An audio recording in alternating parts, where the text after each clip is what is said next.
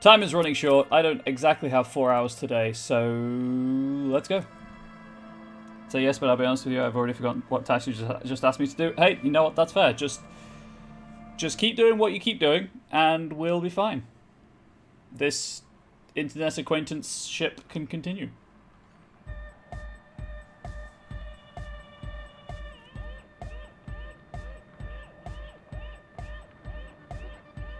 I'm raising the roof. Anyway. Are our signs in wave now? So you had a talk with Andre, and now you want to discuss things with Noid? He stoops over his toolbox as usual, shuffling bolts around angrily. I realise I didn't sign into Web Captioner. I'm going to take this time to explain. So I have beta access to a thing called Moments, which is basically clips that you get a badge for. Mods and creators can use them. As far as I'm aware, viewers can't manually trigger a moment.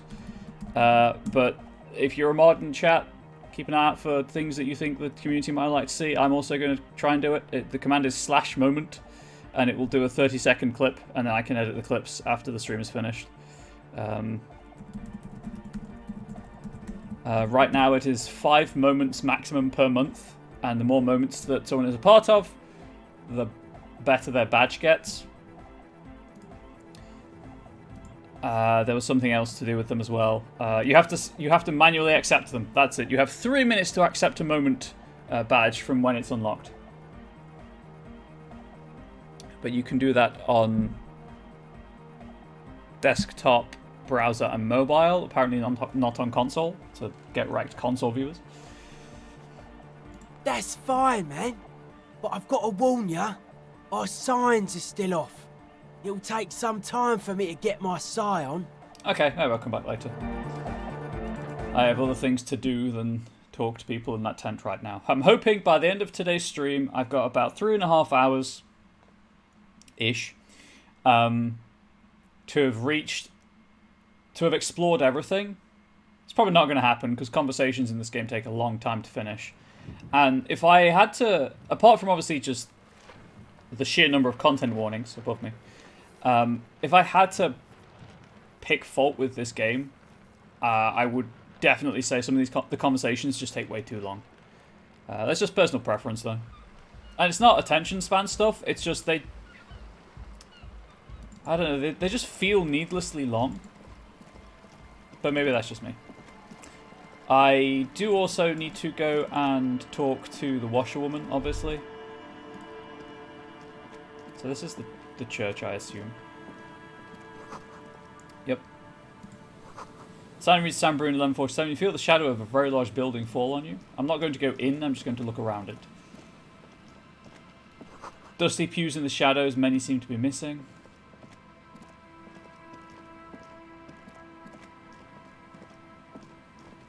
An altar shrouded in dark, or something like that. It's too dark to tell.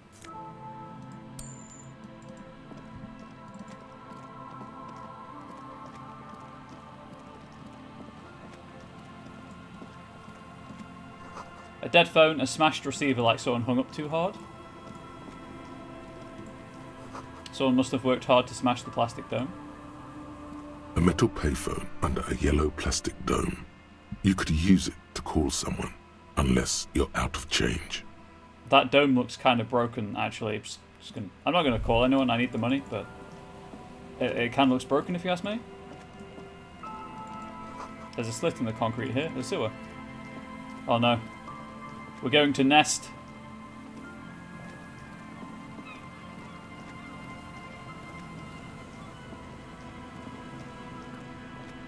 This area is quite large.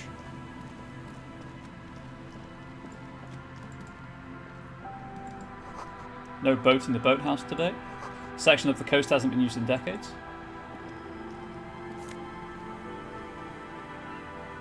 Cool.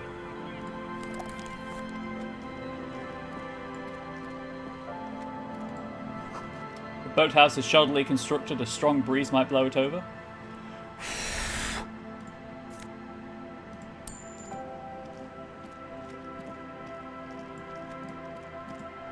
Ancient paint is peeling off the roof of the shaded bench covered in rust. A scattering of bullet holes is spread across the cracked wall, reaching from one corner to the other.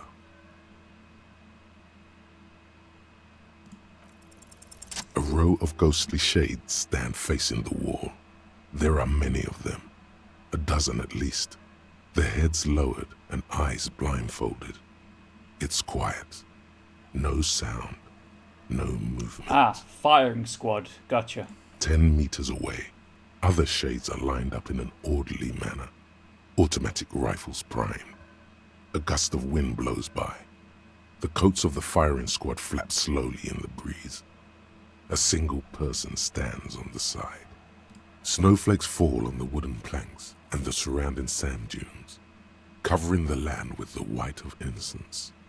A long time has passed since the moment of this fusillading. Rain and brine have since washed all the blood away. Not a trace remains. What is this? The abundance of bullet holes leads to two options. Either an inordinate amount of executions were performed here, or they did not use a conscience round, where only one soldier has the loaded rifle. Looks like this was a mass execution with everyone fully armed. Look at the people against the wall. A host of men, probably in everyday clothes, ragged from the conflict and covered in dust. They were not sitting, a common practice for executions in some nations, as demonstrated by the height level of the bullet holes. They stand, facing the wall. It's impossible to discern any details about their personality or background. Ordinary people, familiar, each and every one of them. Who were they? Comrades, the forsaken, the wretched, who tried to rise against the horrors of the world. Hey, no, whoa, no, because my streaming, my subscribers are comrades. They do not get executed against the chat. Subscribers, you will not be executed against the wall. I promise, that's not going to happen to you. Disclaimer, that may or may not happen to you should the worst happen and the world collapse. In which case, I am only one person and will probably be executed for being a socialist and very, very queer. So it might happen, but hopefully it won't. Look at the line of soldiers. 7 men in combat uniforms and dark coats, holding automatic rifles aimed at the people. Soldiers from some side, but from which one? Men of duty. Dark duty. Who were they? Murderers, twisted by orders. Young boys forced into killing. Look at the person standing on the side. The commandant, the one who gives the order. Machine gun fire crackling through the air. The lights of the muzzle flashes dancing on his face. Kim, who was who in this execution? I don't know. I don't know who died here, lined up beside that horrible wall. It could have been any of the parties involved in the revolution. Perhaps the ones executed here were the loyalist conservatives, killed by the communists at the start of the Civil War. Or it could have been the communists, put to death during the last stretch of the conflict by the coalition forces. It could even have been the employees of the failed R&D center down the coast, as their building was taken over by the revolutionaries. Or maybe... What about people from the coalition, the so-called moralists? Yeah. It's very unlikely the coalition forces were the ones who died here.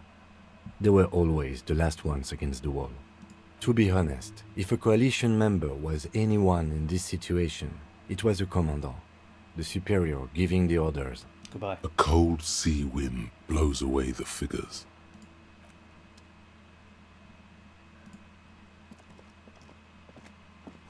The sign says Entrée interdite.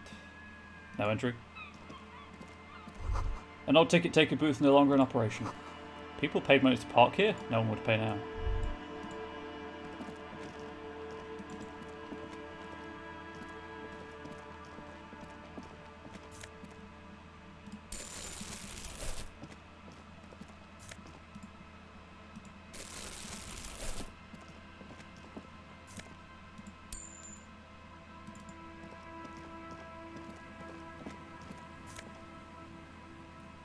Oh, okay. I don't know what a peepo is. A door, a building, a hiding place. Could the instigator be inside? Door is not only barred shut, it is inaccessible. Okay, I didn't know if you could go over the plank that was over there, but I guess you have to go all the way around. So that's as far down as we can get this side.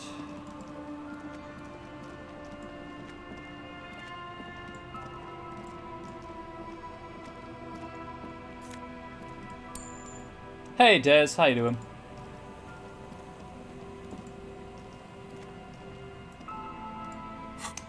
What I don't like about this map is it doesn't really show you where you are. Also, I've just realised I don't know how to use the fast travel system. Because they're marked on the map, but they're not selectable. Although maybe they are. Can't complain, how about you? Could be worse, could be better, you know, the usual. Doing regular, as we say occasionally here. But I'm glad you can't complain. Hopefully you can complain less after being here. If that makes any sense. I'm trying to be optimistic. Can sing karaoke today.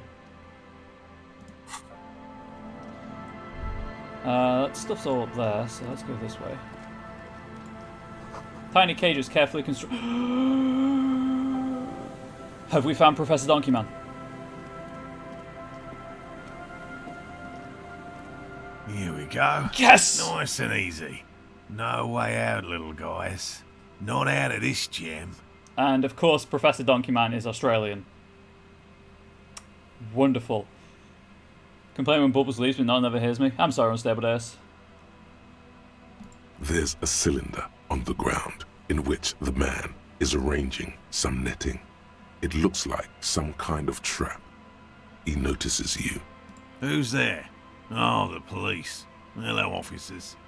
His self-conscious enthusiasm renders his movements ungainly. He looks like your understanding of a scientist. I really should take the stuff out of my hands so I get that +1 to suggestion. Is that the police? Why are the police here? Don't worry, Gary. I'll handle it. You must be Morel, the cryptozoologist. To what do I owe the pleasure? That's sarcasm. He takes no pleasure from your appearance. Lena sent me. She's been really worried about you and is waiting for you to get back. Of course. Thank you for passing along the message. That damn waterlock is broken, and we can't go all the way around the 881. Yeah, that was me. I broke the water lock with my motor. Yeah, I'm gonna fess up. I broke the water lock with my motor carriage, but it's fixed now. You can go back. You broke the waterlock with a motor carriage? There was a billboard in the canal. Not a vehicle. It said Samaran Butter. No, see, I jumped over the canal in my motor carriage, tearing through the Samaran Butter sign, which fell into the canal, blocking the gate. So I used the pawn shop as a launch ramp. Why? He spread his arms in disbelief. It was an experiment to gauge the Cooper 40's aerial performance. I'm something of a gentleman scientist. Scientist? Yes, okay. But you said the waterlock is fixed now, so we can go back. Did he say we can go back now? Yes, Gary. We can go soon. If you see Lena, tell her I won't be long. God damn it, Gary. Shut up and listen. Sir, your wife is waiting for you. I just have to do one more round. See if the phasmid has taken the bait. Then we're going. He refastens a bit of netting that has come loose in the wind. Reminder, he's looking for the Insulindian... I think it's the Insulindian phasmid, which is just a giant stick insect. Looking for a suspect. Have you seen a woman with red hair who seemed to be on the run? I'm afraid not, officer. I've been busy digging around in the reeds for days, looking for signs of insect activity. I'm less interested in mammalian concerns, to be perfectly honest. The lieutenant takes a short note in his notebook, then gestures for you to proceed.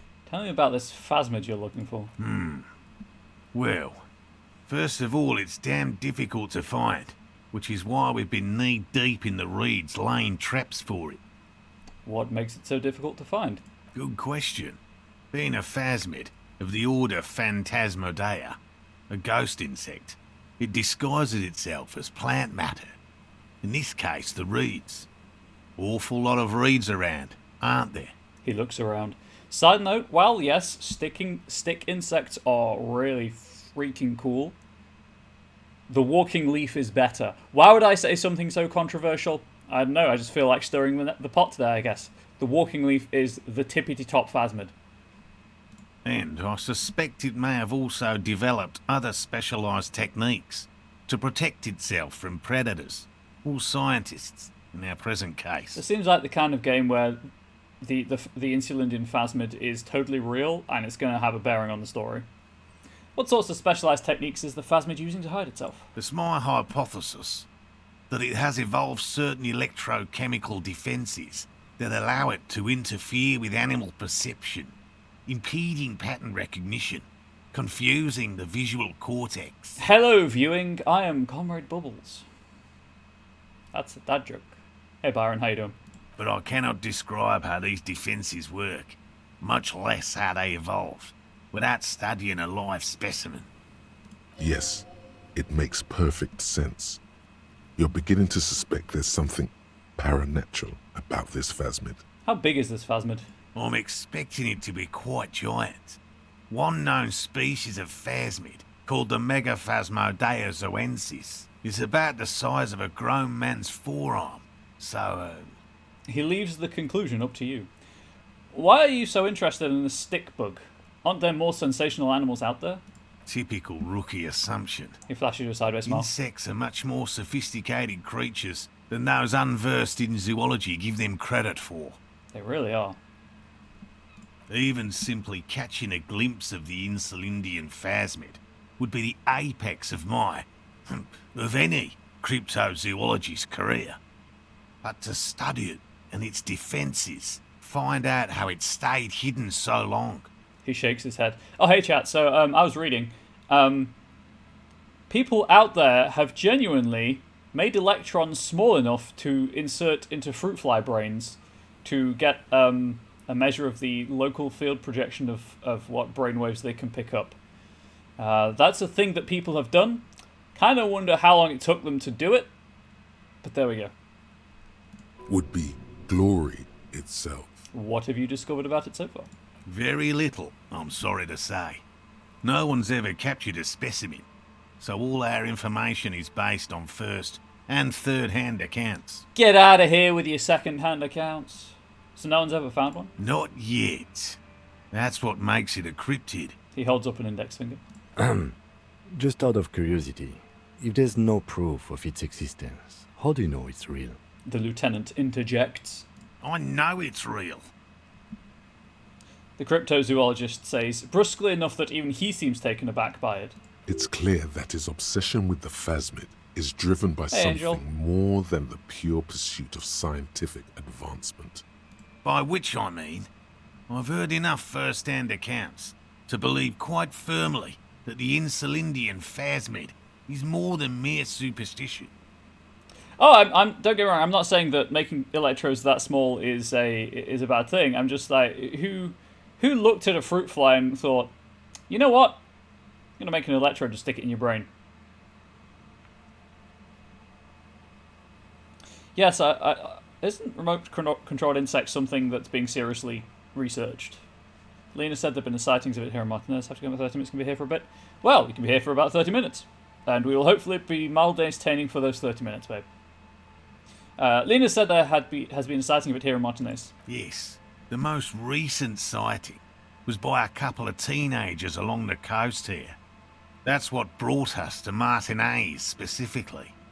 It's the first credible sighting in several decades. Admittedly, it's an unusual location for this species, but with all the sewage runoff upstream, it probably doesn't matter much anymore. Maybe the Insulindian phasmid has died out? I have to resist the thought. He shakes his Such head an vigorously. extraordinary creature is doubtlessly highly resilient. After all, it's generally thought to be capable of parthenogenesis. I believe that is reproducing asexually. Parthenogenesis? Yes, the females don't need males to reproduce. Makes it easier for a species to survive in adverse conditions. It's all in my head, chat. It's all in my head. I remember some things occasionally. Females producing without males? A travesty. A crime against passion and common sense. Now, that's pretty clever.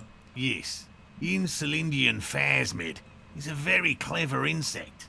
That's why it's so damn difficult to catch. But as a scientist, I'll try my best to remain dispassionate. There's a Komodo dragon that reproduced asexually recently, which was pretty interesting. I think it was a Komodo dragon. Tell me more about these traps. Well, They may not look impressive, but Lena designed them quite cleverly, so I'm sure they'll do the trick. He points at the cage of mesh and wiring on the ground. Lena designed the traps? Yes. He says with some pride. How do the traps work? Simple. Attracted by the locusts, the phasmid crawls down the funnel and, having eaten its fill, can get back out. So it's a lobster trap then? At least, that's the intention. The net isn't a perfect solution, but we didn't want to use anything that might damage the specimen's delicate exoskeleton. What are you using as bait? Locusts. Nearly all known phasmids are herbivores, of course. But we've hypothesized that the Insulindian phasmid might occasionally prey on other insects. Inside the traps, a number of locusts crawl and tumble over one another in a tiny, chittering swarm. What will you do if those traps don't work? They'll work, I assure you. The predatory hypothesis, using locusts as bait, accounts for the failure of previous efforts by other teams, which use plants. We have given this some thought. The traps do seem to be deftly and thoughtfully constructed. It's clear the cryptozoologist's wife knows what she's doing. Let me ask you about something else. Yes. What? Lena seems pretty eager for you to return. And I'm eager to return to her, I assure you. But I can't leave before we finish with these traps. My wife understands that just as well as anyone. He looks south where Lena would be. Come on, Morale. We've been soaking out here for days. It's time to go back. And leave the traps? Absolutely not. I won't let Lena down. Come on, she wants us back. I'm soaked up to my nuts over here.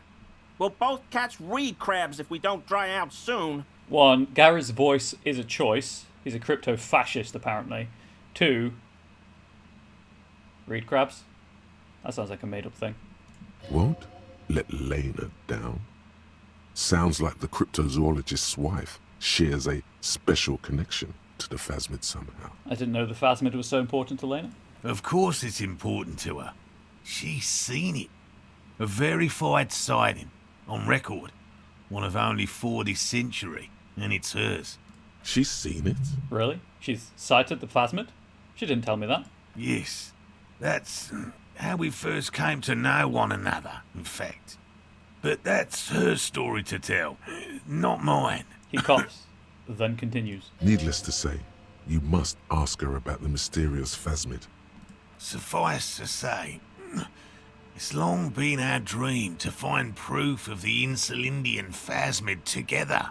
I can't abandon course now. Another cough into his fist this time. Maybe you could go back to the whirling, warm up, and come back to check the traps later? No, no, no. The traps need to be monitored on a regular schedule. What would we do if the phasmid were to starve while we were sipping tea at the hostel? He's dead set on this. I could go for some trap setting. What if we check the traps for you? I didn't expect you to take such an interest in our work here, officer. He looks at you with obvious surprise. Chaos is my method. I am its scion. Cryptozoology and detective work are very similar, or we're looking for someone hiding on this very coast looking for another thing may lead us to her. Cryptozoology and detective work are very similar. Yes, indeed. Both require a great deal of research, attention to detail, and, above all, persistence.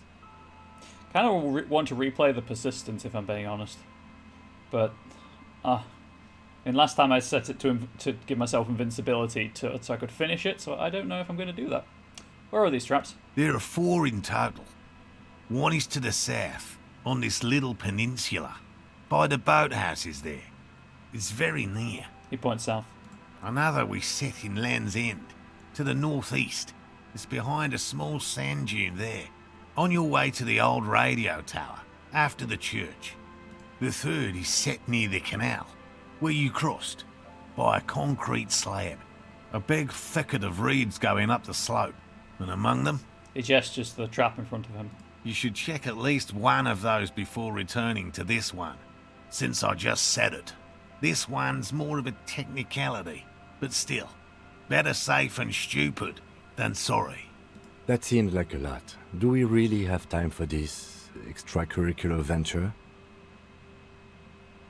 But Kim, maybe our suspect is hiding out in the reeds along with the traps? I have a feeling the only people foolish enough to spend their time skulking among the reeds are these poor fools, and us. But fine, it's not like we are drowning in leads. What do I do if there's a phasmid in one of the traps? Bring it to me at once. Just make sure the trap is closed tight. What if I encounter the phasmid in the wild? That's highly unlikely, officer. But in the event you do, I'll spray you with a pheromone mixture I developed. He takes out a small white spray can. It's made of musk and research chemicals. The pheromone should attract the insect to you, or at least prevent it from bolting at the sight of you. It's quite potent. Will last you about a week. Lay it on me. Wise choice.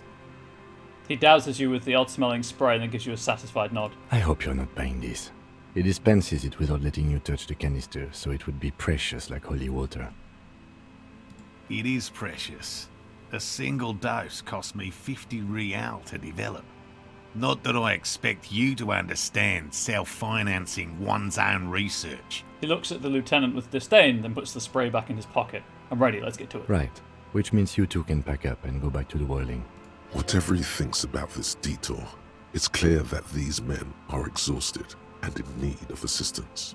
Finally, someone's talking sense. Wait, crypto-fascist? Isn't that just another way of saying crypto, bro? Thank you for your help. Gary and I will start breaking down camp. If you have any more questions, now's the time to ask. We'll be gone once you get to it. If it's more cryptid-related business you want to discuss, you'll have time for that later too. But what if the information is vital? On the hunt. What about his eager-to-leave friend Gary there?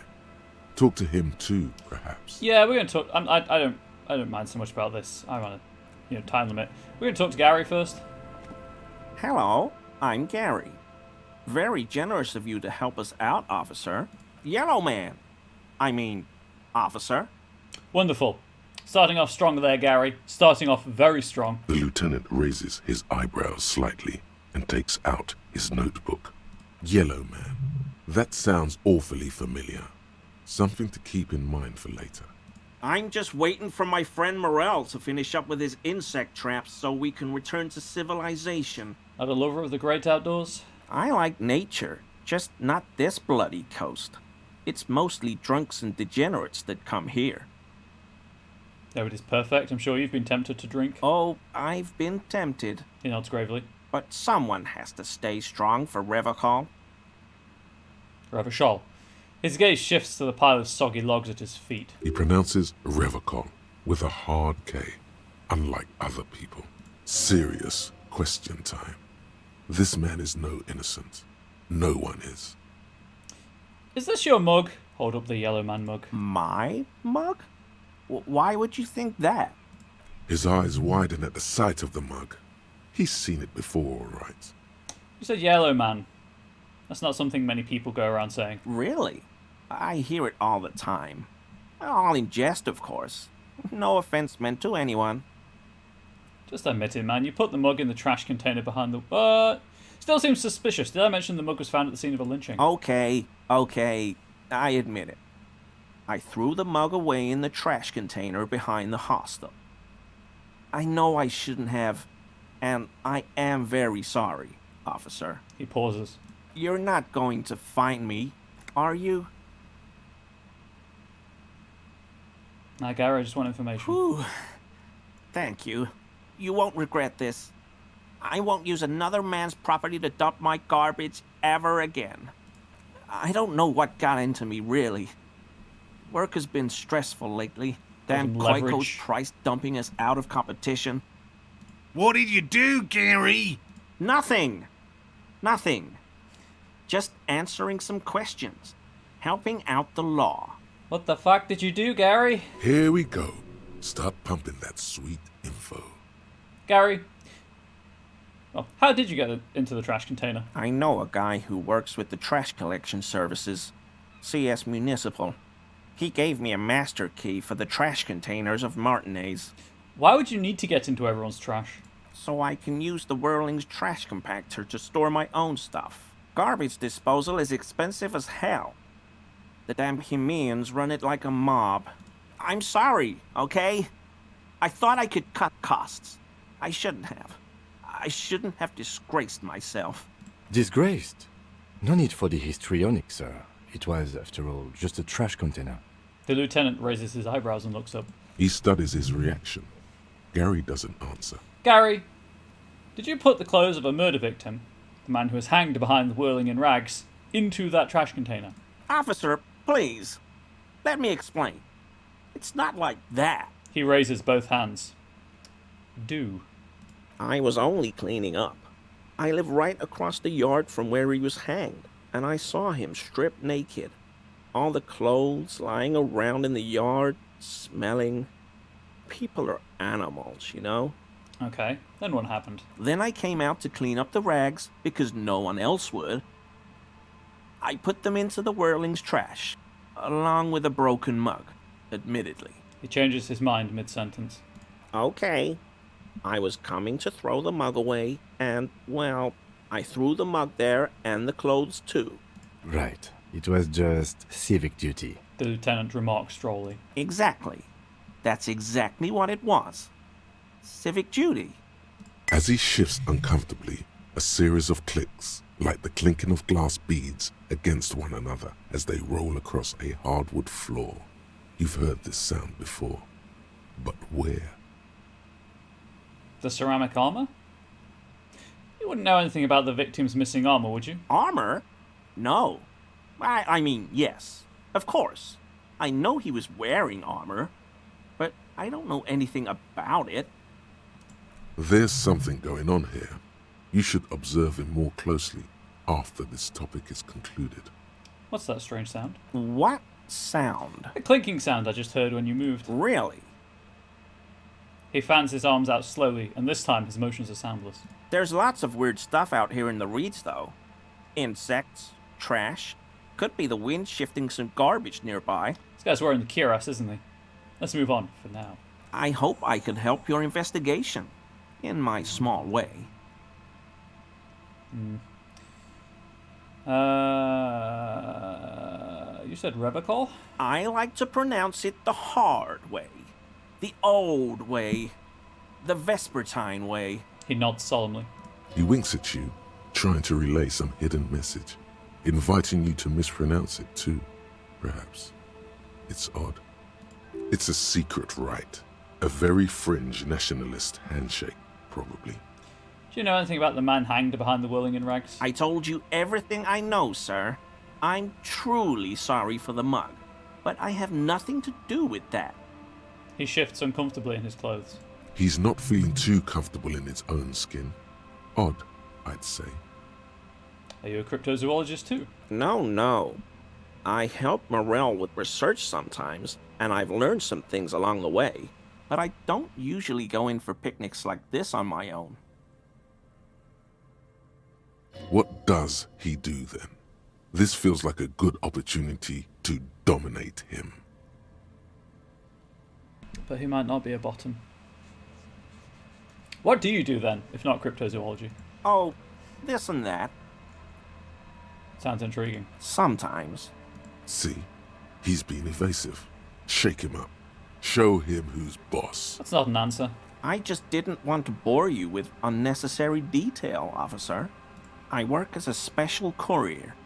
You know, urgent deliveries, overnight deliveries, deliveries to out-of-the-way locations. So you deliver things. What kind of things? Oh, I don't know the contents, officer. Part of my job is discretion. He's trying too hard to seem untroubled by your question. The rigidity in his posture gives him away. Do you deliver guns? No, nothing like that.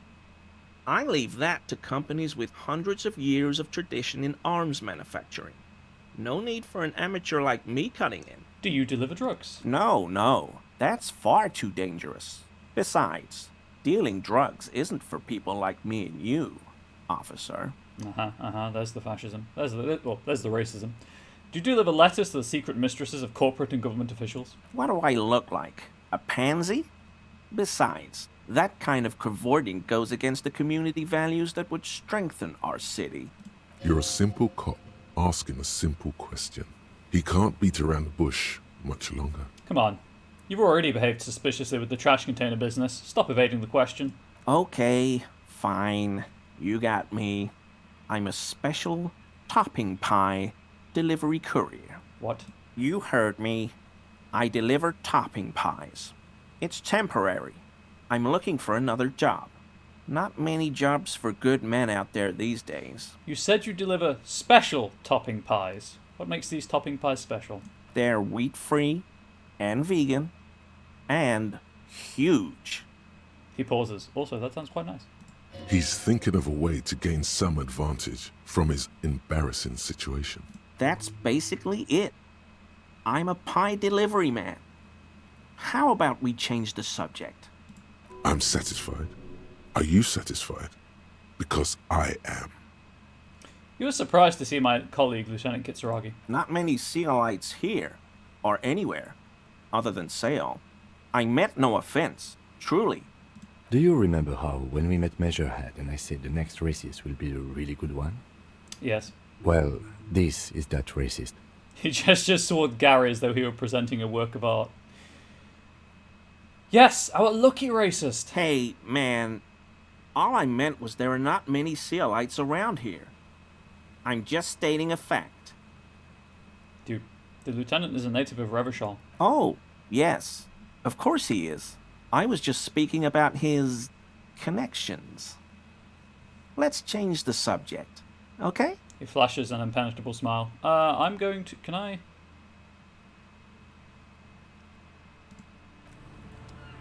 I'm just going to do the XCOM shuffle.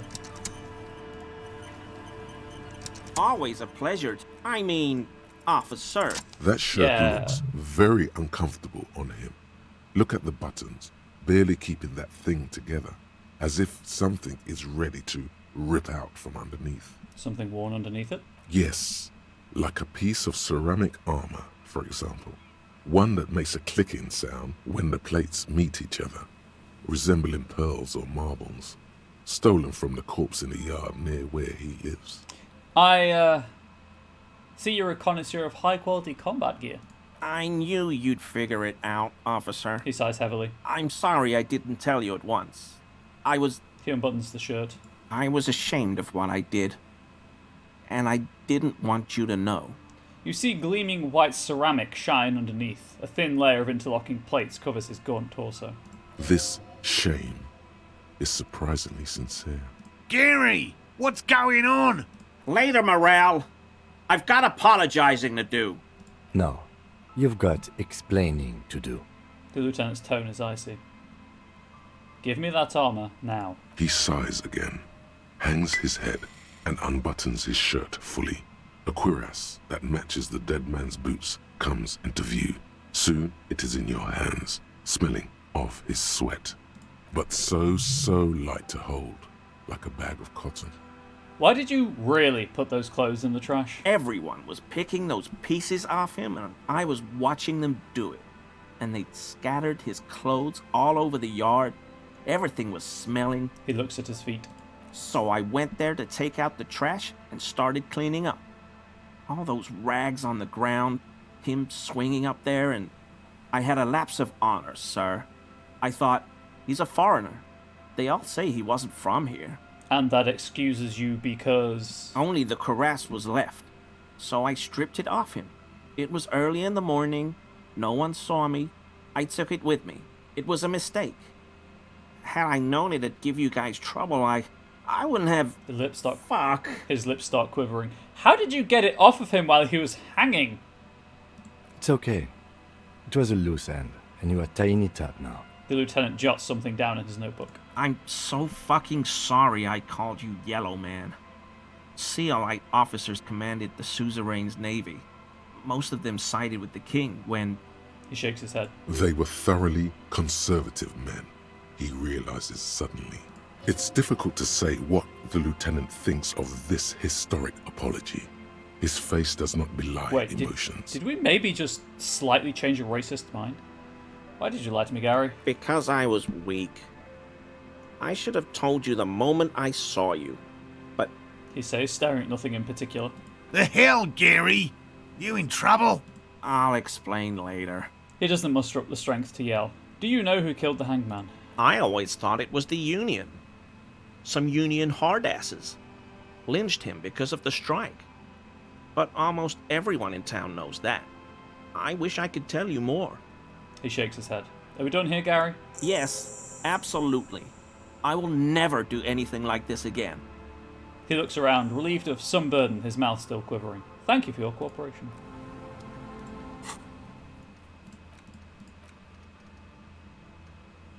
I'll be able to clear this one in a moment. Well, you know, when I go back to the whirling.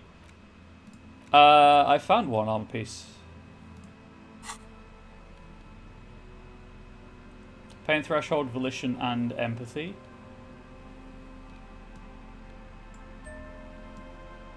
I'm wearing body armor. Ah, ye. Mania of invulnerability. What's my empathy at right now? 3.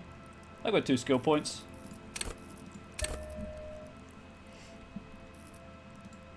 Keep one in reserve. Do you ever wish Heimdall was a real place? The white ceramic cuirass hugs your torso, shielding your vitals without adding much bulk to your form. Your movements cause tiny little clicks, like dice rolling somewhere far away, as the plates reorient to your motions. I will be responsible with this. This is just to protect me from harm, not to show off. The hardened vitreous enamel, at once sleek and voluptuous, adds a glow to your cheeks and a spring to your step. Just imagine what a full suit of this stuff could do for you. You really do feel more confident. Invulnerability does that. Even partial invulnerability. This is the long sought after enemy technology. I can't just enjoy it, I must study it. Remember, this is a highly specialized kinetic redistributor meant to stop bullets. Wear it. Observe its properties. See if there's a weakness in the design. For the day you have to fight someone covered in the same material. Fair weather T500 thought. Is this one that I want?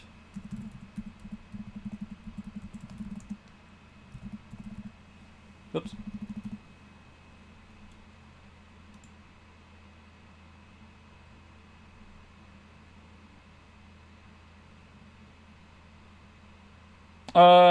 Yes, I think this will be useful. If I have to go up against the mercenaries at any point. So I'm going to unlock that, and we're going to internalize the thought. It really hurts to punch this armor. A sword wouldn't even leave a scratch, a bullet would bounce right off. Still, there must be some flaw in it that would allow you to stand your ground against this dangerous enemy technology. You just have to figure out what it is. Possibly by beating yourself while wearing it? Shooting yourself? Let's see.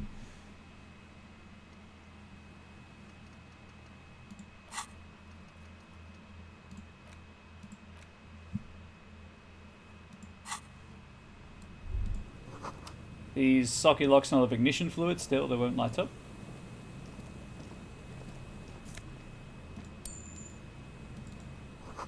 Heavy military blockades are riddled with bullet holes, crumbling. That patch of reeds over there, it's a great place to hide something. Kind of out of the way, being so close to the water. Wait, I can't see anything interesting. You don't have a reason to. What is this Yet. about? What is this about? Nothing. Just a hunch. The hunch passes, leaving you there, by the old boy bobbing in the water. Time to go. Boy Bob's in the water, the number on it says 11. Oh, is this where Classia's stuff's hidden? But it hasn't occurred to Harry, so I can't find it. Almost impossible to get a fire going this near to the ocean.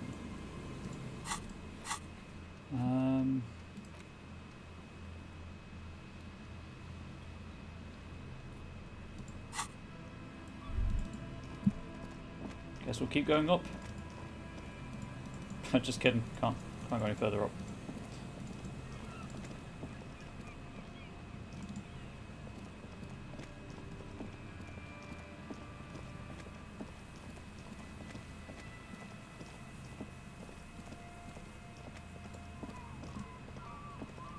You see, a once bright mural towering above you.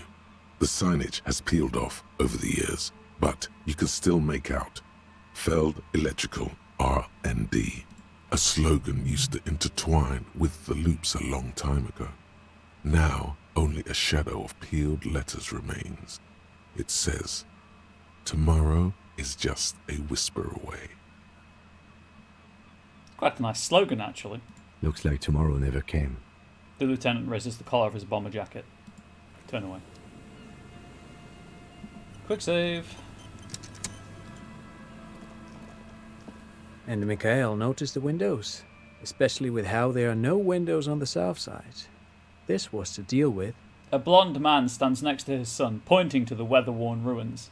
He sees you approaching and smiles. You officers, come to investigate the historic subtext of West Martinez? I'm Tran Heilostam. You must be Kim Kitsuragi, right? I was just telling my son about this building. Not a lot of people realize the historic significance here. Very rich in hypertext. Nice to meet you. The lieutenant nods. Hold on, hypertext? Yes, hypertext. Young Carp and the collection of cultural hyperlinks. He says, as if it's self-evident. He's just making up fancy words. This doesn't mean anything. Yeah, in all fairness, I do not see any blue underlined text on that building. There are no hyperlinks there. I've seen them. I've seen hyperlinks now. They look like.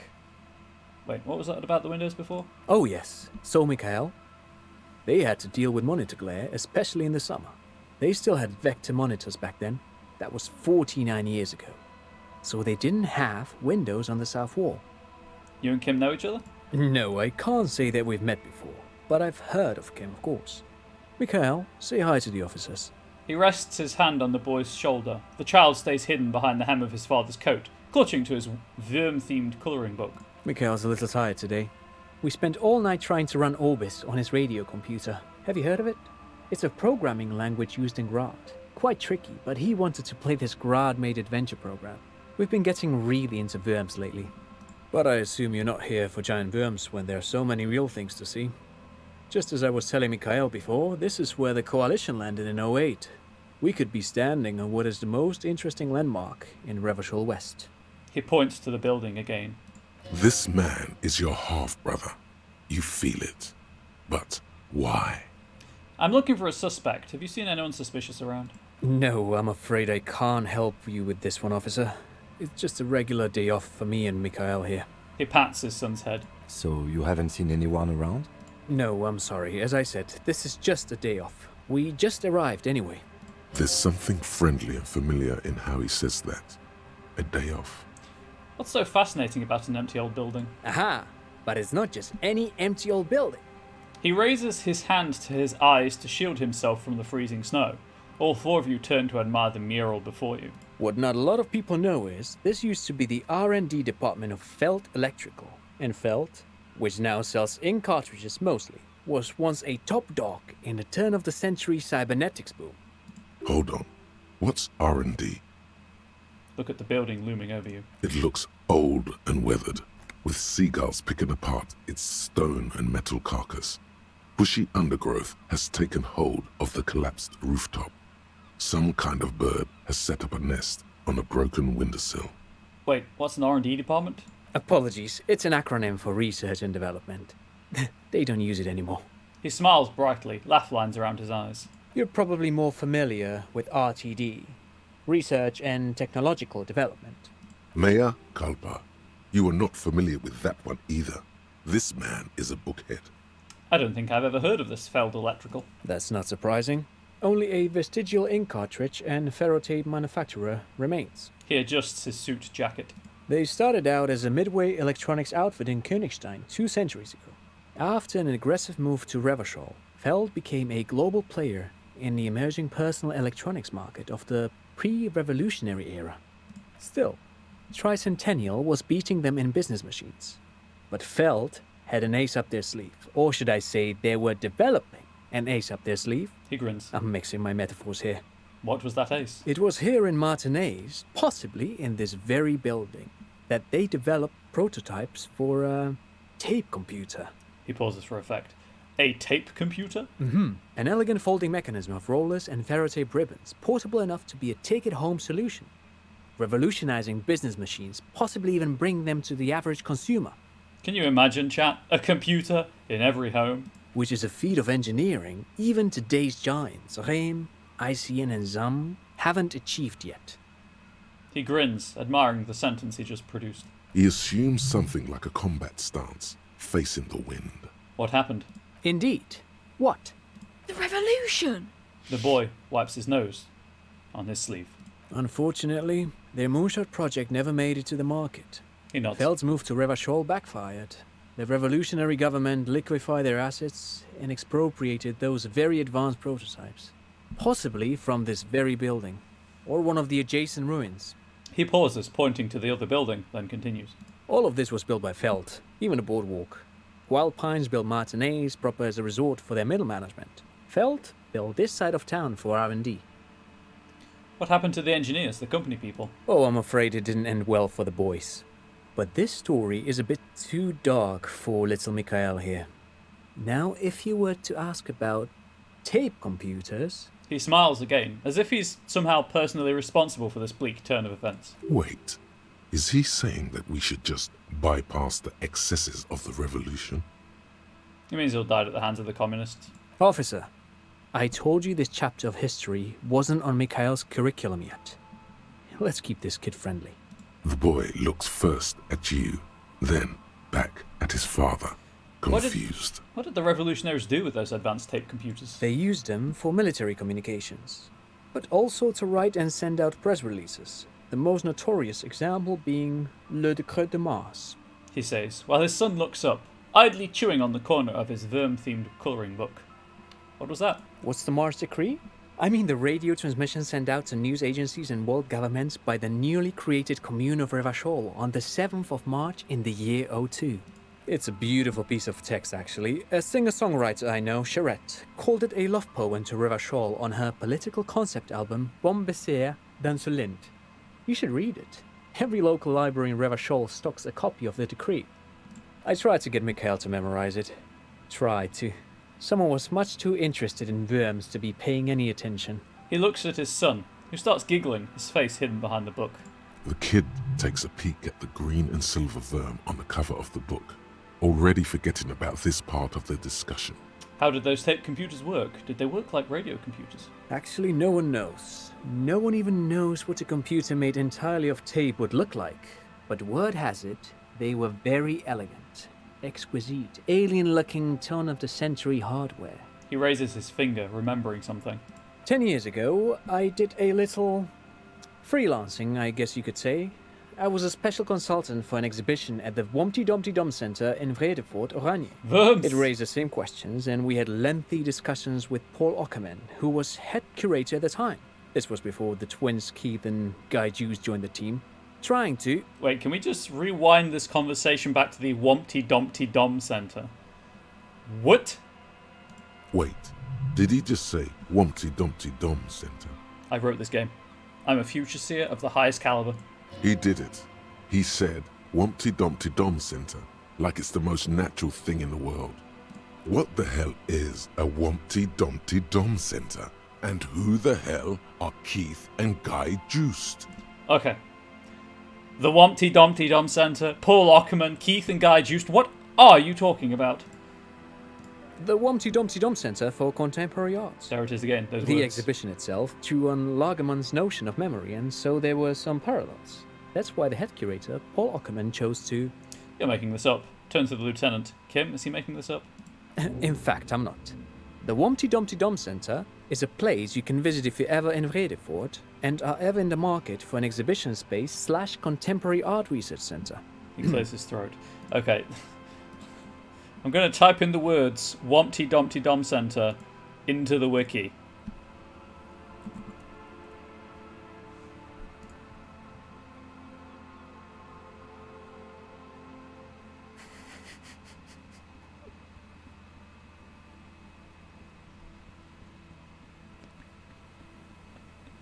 Okay, so on completion of that thought, Encyclopedia passive checks give you 10 experience and 2 real, but also you get -2 suggestion. Now, when thoughts give you like positives and negatives. They give you a short description of why you're getting that, positive or negative. The one for the Wompty Dumpty Dom Center for the -2 to suggestion is simply, and if you have a gentle disposition, cover your ears for about 5 seconds, pretentious wanker. There we have it. But perhaps I should return to the tape computers. As I was saying, the device itself was very elegant, fragile even. One could write directly on the tape using a special chemical solution. The machine would then analyze the handwriting, perform operations, and project output onto a white screen. It was a beautiful, delicate thing. The RCM should get some of those. Even one would be very useful. Though I understand the socio-economic causes of the revolution, it pains me to imagine the revolutionaries setting fire to the precious device. But so they did. The Feld playback experiment vanished into the fires of '07. Wait, the Feld playback experiment? Yes, the official name of the prototype. Some sources report it as the Feld playback experience, but those are incorrect. I feel like this is a joke about something that I'm not understanding. Why did the revolutionaries destroy it? Who knows? Maybe it was an accident, or maybe they didn't want the technology to end up in the wrong hands. Either way, they're all gone now. All 3 versions of the prototype. Nothing but debris and ashes remain inside that building. He takes a step back. The boardwalk creaks mournfully in the wind. That's just repeating what he said, so I want to ask something else. But of course, what else? I'm not going to ask him for money, we're going to leave. No, thanks to you for having me and little Mikhail here to pick your brain. A very interesting conversation indeed. Pick your brain. If anything, this was rather one-sided. He did the talking. Whatever.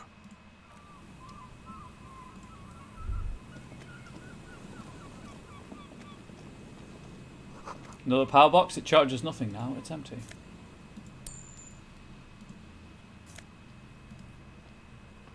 Oh, there's a bed. Okay. Chat, I can afford a room at the Whirling. Fence blocks the path, no way I'm from here. Should I, in fact, stay at the Whirling tonight or use the free shack? You can decide, chat, while I continue to explore. Bars cover these long, dusty windows.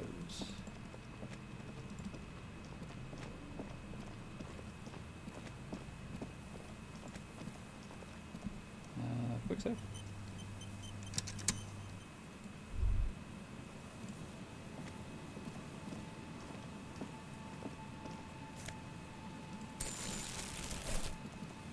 Free shack! Someone has left an unidentifiable article of clothing on this railing. It smells really bad. Take a closer look. It's streaked with dried seagull shit and tangled with pieces of seaweed. A dangling arm suggests that there might be a jacket beneath the crust of filth. Please tell me you're not taking that with you. It might be a clue. A clue?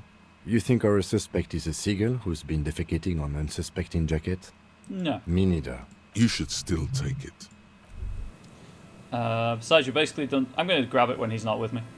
Basically done talk to people at the Whirling. Yeah, the only thing I could think to do at the Whirling, I mean, I'm going to do some karaoke there later anyway, but the only thing I can think to do is just see if I can pick up any of the bottles in the room.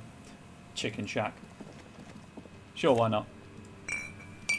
And sell all these bottles as well, get some money for them. Okay, that's a way to go.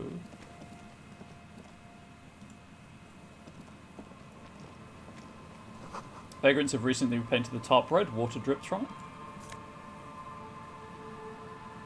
Mega Binos prescription lenses.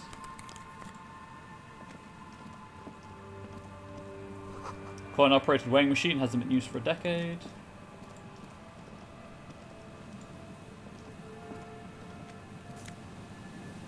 Postcard. Makeshift roofs. Vagrants have tried to make the boardwalk habitable. Oh, hello. That top wouldn't keep out neither rain, nor snow, nor wind. Because it doesn't block anything.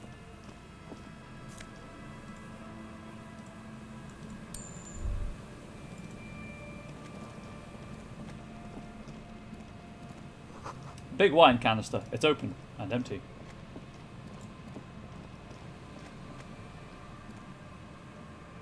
The smell. It's awful and familiar. That's a dead body, isn't it? Hold on, that is awful. Cover your nose. It doesn't help. You can still smell it.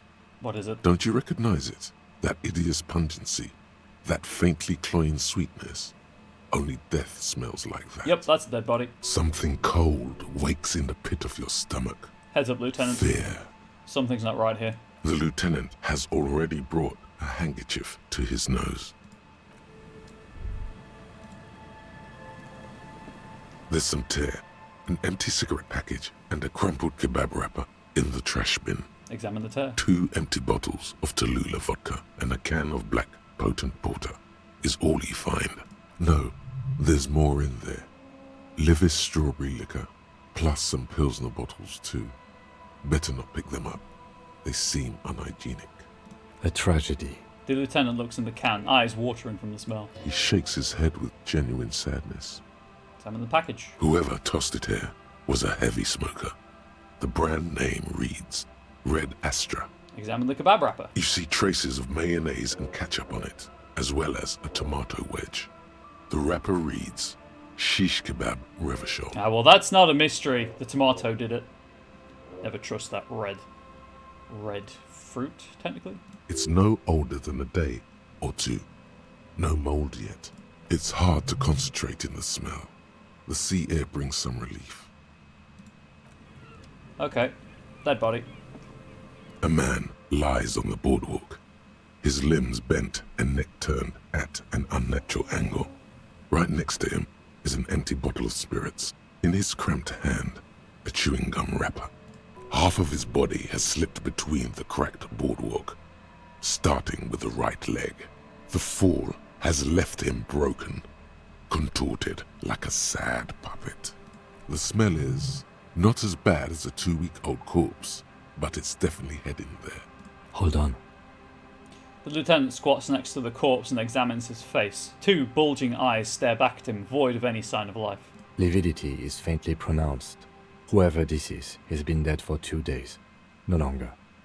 We need to investigate. He stands up and shivers as a gust of wind blows through his bomber jacket. Another dead body. This is your job. Steel yourself. Calm now. Carefully.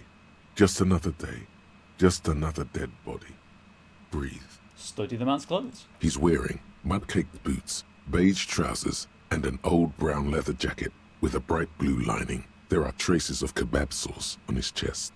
The leather jacket suits him well. It must be custom-made. Search his pockets. You find some sunflower seeds and a rain-soaked library card folded into 2. His jacket feels sodden and heavy under your hand. Good. We should take a look at that library card after this is done. We should. Study the man himself. The man has He'll have his fallen name through on. a crack in the boardwalk and hit his head against the metal bench. Coagulated blood covers his black hair. One of his feet is still dangling through the hole. You have to be quite inebriated to fall that bad. Well over a liter of pure ethanol. 3 bottles of wine or 1.5 of spirits. His expression is dull, like the sea behind him. Drops of water shining on his moustache.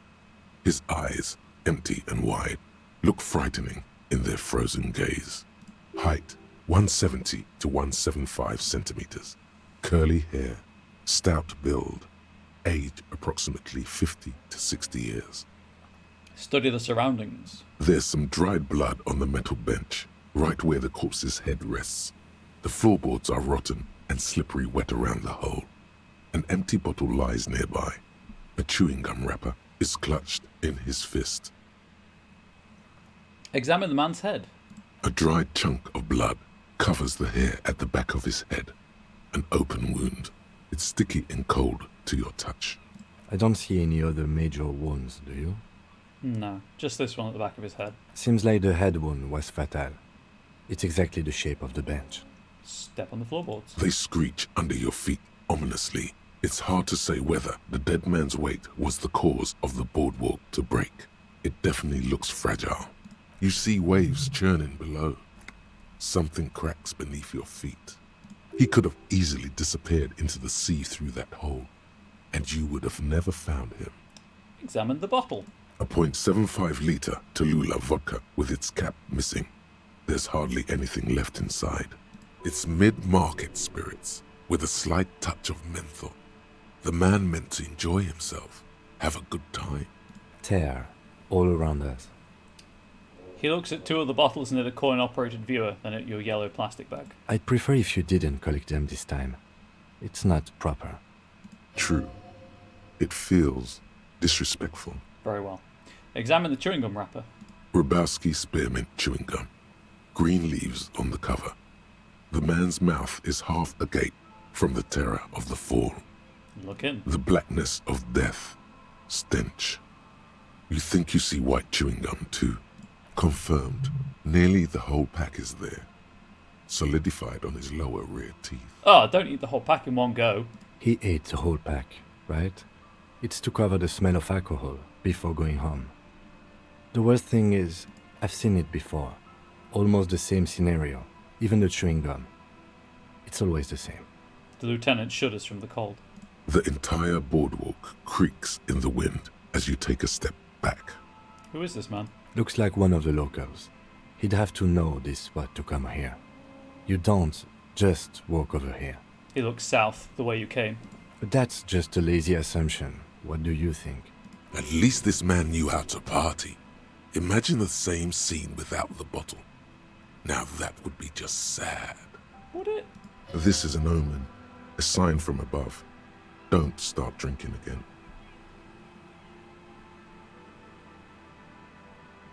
He looks just like me. I could have ended up just like him, dead on some empty boardwalk with a bottle next to my corpse. Well, at least you're not married. The lieutenant points at the ring on the man's left hand, the flesh around it swollen and grey. Or, what if you are? But let's try to not run ahead. For now, all we know is that he's an unidentified middle-aged man found dead on the Martinez boardwalk. What do you think happened here? Death by misadventure. He slipped and fell through the boardwalk. A truly unfortunate accident. If it wouldn't have been for that bench, he'd be alive. Do you think he was drunk? Point at the bottle. Oh, yes. The lieutenant nods. What about alcohol poisoning and liver failure? Some symptoms of acute alcohol poisoning could have definitely played a role here. Severe confusion, respiratory depression, unpredictable behavior. But I think that death arrived through head trauma, not liver failure. What about the kebab? What about it? The deceased ate some kebab. He shrugs. It's probably from a nearby place, maybe in the box. Someone should be held responsible for this broken boardwalk. It's dangerous. They'll seal this place off after the news reaches the coalition officials. I doubt that they have enough resources to actually repair the boardwalk. Not that sealing it off would keep anyone away. All it does is keep the city council's hands clean. He smiles sourly. Could it be related to the lynching? Ruby? No, I don't see anything that points in that direction. For now, let's treat this case as a simple, albeit sad, accident, unrelated to the murder case. Yes, but what if there's a killer on the loose? 2 suspicious deaths in such a short time frame. You're right. Connecting it with the lynching is a stretch. Without any further evidence, yes. Right. It does seem to be a pretty straightforward misadventure, although there's still a question of identifying the body. What should we do with him? From where I stand, I can see 2 options. We either take the case and follow the leads to identify the body on our own, or we report back to the station and leave this for our colleagues to handle. Hold on, what about field autopsy? A field autopsy isn't necessary if the cause of death doesn't appear to be criminal, and this looks like a simple accident to me. I'd say we should just write down head trauma and leave it at that. Let's keep this detour as short as possible. The sooner we get back to finding Ruby, the better. You're right. I don't see anything criminal here. Let's leave it at that. Good call. The guys at processing can take care of the rest. We found him. We should finish this. Alright. We should first examine the library card you found. Then we can call the station from my kinema. Let them know we are taking the case. I'm just thinking, because this seems like the kind of thing where it's just someone around the, around the city. There's a person outside the bookshop I haven't actually spoken to. There it is. The library card is folded into 2 and still slightly wet to the touch. The front side reads, Central Jamrock Public Library Card, issued to Billy Mejean, expires July 53. Look inside. Whoever owns this card is an avid reader. You find a list of books written in blue pencil. Radio thriller. Stand a little less between me and the sun. The last one in the list is The Glinton Curve by M. Theobald. A library stamp indicates that the book has been returned. Wouldn't that be Thibaut? Most of these titles seem to be in the sci-fi genre. Some thrillers too. Look at the backside. If lost, please return the card to the library. Dial 005 02 55211 or visit us at Moreau Street, 78, Jamrock. Business hours 900 to 1800. Good. We should give them a call from my kinema. See if we can learn anything about Billy Méjean. Good idea. There was plenty of information here to go by. Okay. Their body on the boardwalk.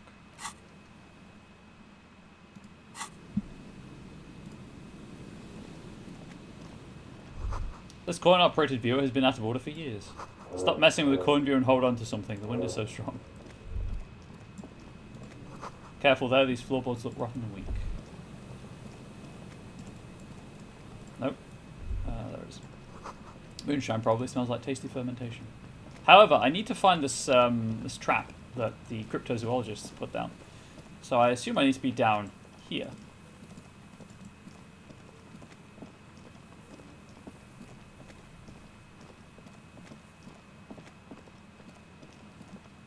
Go behind the church, maybe?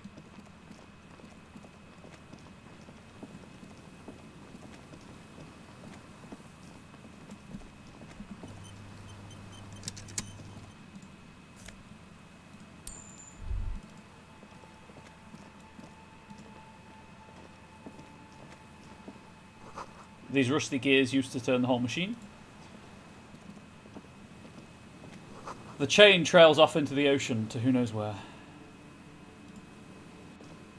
An old door, worn by elements, guards the depot.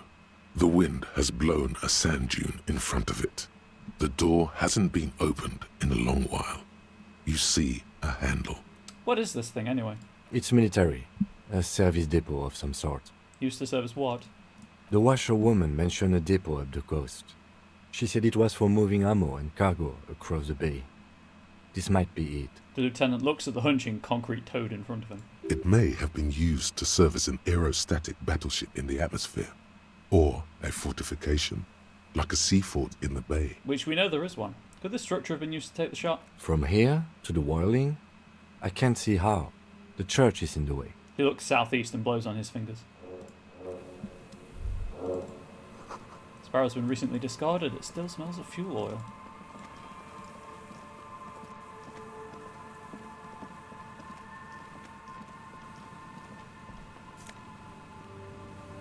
Oh, just a random polo shirt. Cool.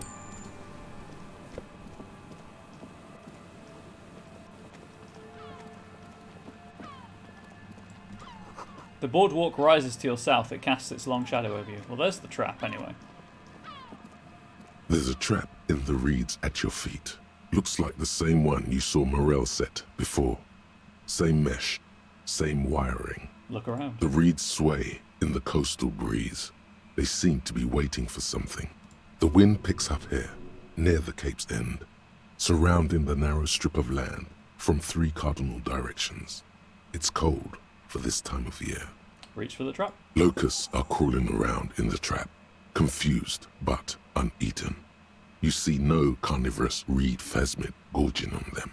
Big surprise. Anyway, 1 down, 3 to go. The lieutenant grins mirthlessly. Damn! I was hoping it would be in the first one. No, you weren't. He looks at the sea, then you, laying the trap back down on the ground. Maybe I was, Lieutenant Kim Kitsuragi. Maybe I was. Someone's made a campfire here a long time ago. A rusted, broken control box for the radio relay tower. This tower is too rusty to climb. The sea air has eaten away at it. Ooh, scented scarf. Tiny inlets there, off in the far distance where the posts trail outward. Okay, so, you know what? Let's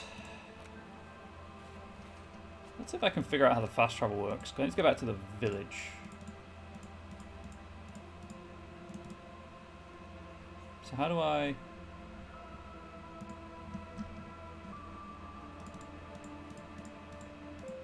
How do I fast travel? Don't... Or is it... sorry. There we go. No.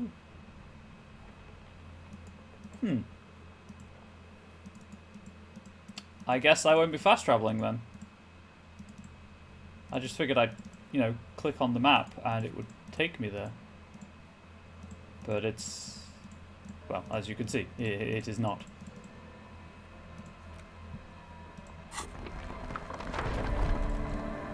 We're gonna run... oh, hey. Cigarette butts cleaned away under a rock, brand Timutiri.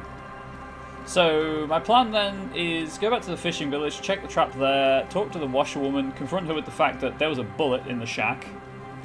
Clearly she knows something she's not telling us. Continue back to the Whirling, where I can sing karaoke and whatnot. Give Gart the bird I stole. On the way, use the radio in the station in the kinema and Lieutenant Gitsuragi's car to be like, hey, I've got this job. No, that's the wrong way. Got this job. Well, found a dead body, and then we'll take it from there. Hang on, was it here?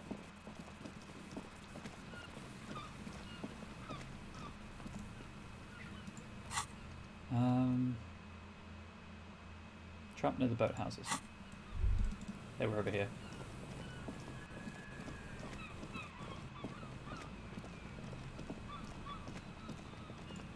Hey, that wasn't there before.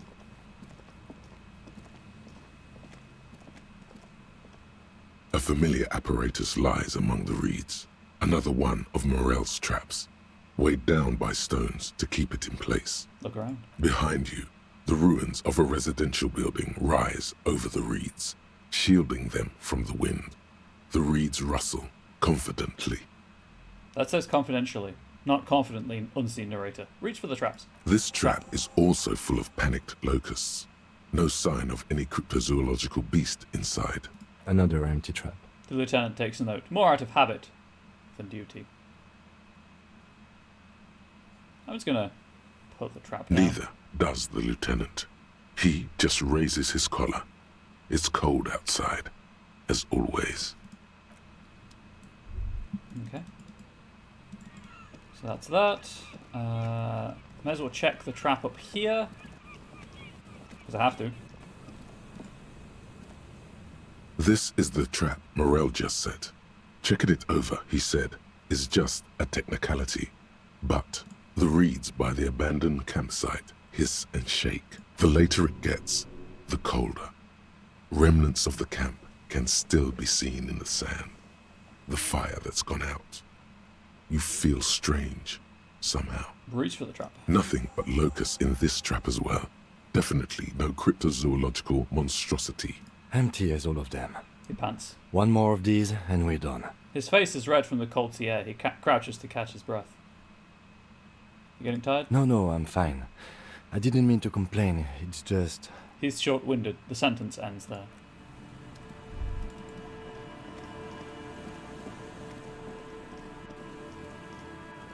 Back to the fishing village.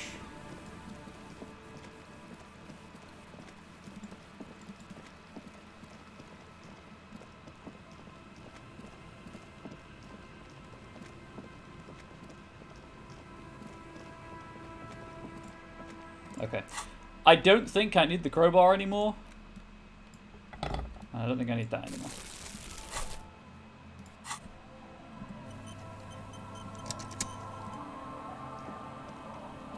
Our tenant, the policeman. I hope the waves don't keep you up at night. What can I help you with? Why was there a bullet under the floorboards of your shack? Damn that girl. She murmurs softly. And without anger, a long and harsh life has taught her not to buckle under pressure. A bullet? The lieutenant turns to you and gives you a little nod, then turns to the washerwoman. You didn't put it there, did you? She did. Gone and hid things in there? She's usually a good tenant, and not a stupid one either. She shakes her head. You entered the room to her? Yes, I let my room to that Ruby girl.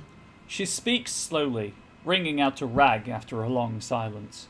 Her hands move into the water bucket. Some water sloshes over the edge. As I've done before when she's been in trouble or just looking for solitude. I've made it clear. We welcome all kinds of people here. When was this? She came last Friday, left on Monday in a hurry. What has she gotten herself into? That girl. Her wrinkled hand kneads a blue rag in the water. That's for the police to find out. Right there.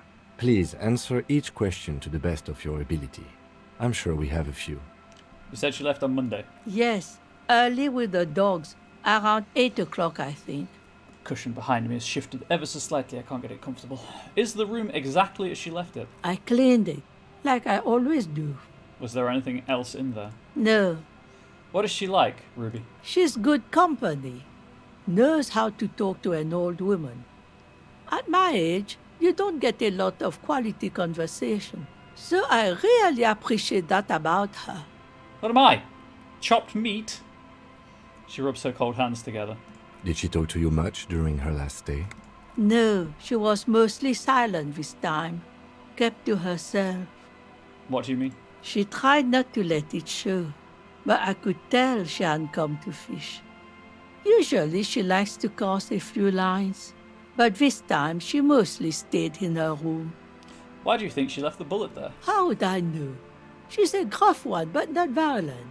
She doesn't go around toting a gun. She looks back towards her shack, thinking. You could ask her about your hunch, that it was a desperate measure. See if she thinks Ruby fits the bill. I have a possible explanation in my mind. Aye, do tell. A seagull flies overhead, obviously a bad omen. It's an exit plan. Exit from what? This, spread your hands. The lieutenant stops writing for a moment. He looks at you, then at the old woman. No, she's a fighter. She tilts her head to the side, looking up at you deep in thought. Did she have any technical equipment with her, like radio stuff? Not that I know of, though she was into nice music. She once showed me a few mixtape millions she'd made. She brushes her forehead with the back of her hand. Water drips to the ground. Although I guess she was pretty handy with the mechanical and technical stuff. Even fixed the heater in the shack. You should be thankful for that. Where did she go? Move on. I don't know. Further up the coast. She tried to leave quietly, but the hinges on that door screeched like a cat in heat. Woke me up. I heard her rushing in those heavy boots, heading up north. It's a peninsula. She might be trapped. You'll never find her, you know. She knows the coast like the back of her hand. You only just arrived.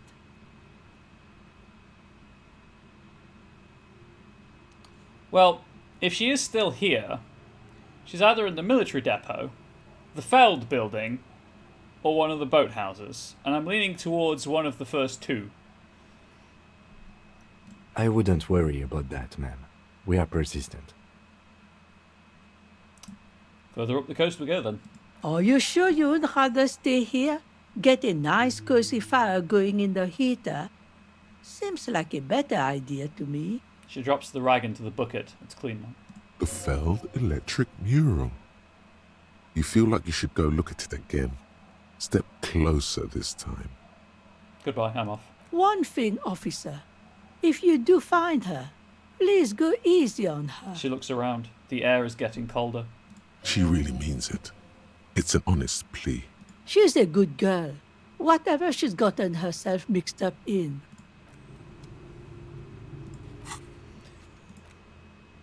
Okay, so I've got to look. Well, Inland Empire would have me believe I need to look at the mural again, so that's fine. So let's go in the church. What time is?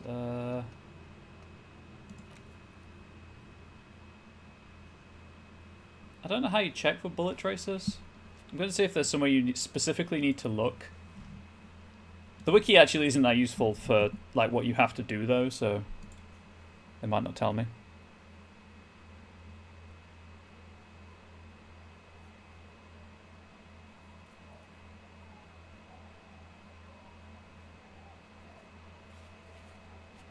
Okay.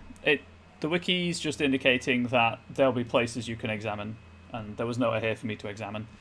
So that's fine. Still need to interview the union boss. That resolves tomorrow. I can't do that one. These I'm not terribly bothered about. If I get them done, I get them done. If not, yeah, it is what it is. That's on the way back.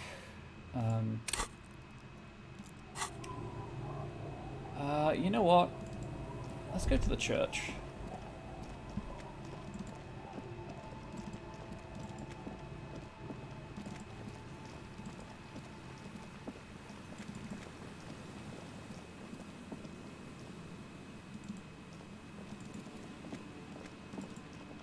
It is, after all, Wednesday, my folk, my people. You should go to church on Wednesday, as the meme has it, I guess. I don't know. Heavy wooden doors, more than twice your height, stand shut in front of you. The rectangular sea-worn ornamentation appears in stark contrast to the padlock, carelessly drilled into the wood. Open the padlock with The lock turns easily. You hear a click as the shackle pops open. Let's go. The lieutenant nods at you. Pull on the doors. A great whoosh of air rushes into the dark innards of the church, as though rushing to fill a great vacuum. Yes, those innards. Always pronounced it innards myself. In the heart of the city.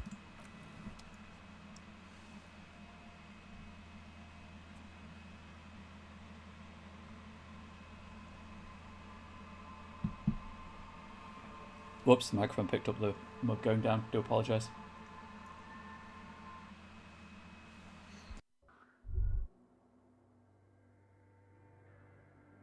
There was a rat. I saw it. A strange stillness fills you as you look ahead. You should walk here, not run.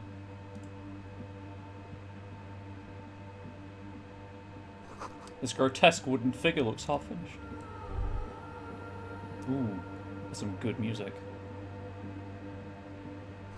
More of the forked lightning pattern you saw outside. There are some shoes. The blackboard is filled with complex equations. They look recent. Something to do with radio's frequencies?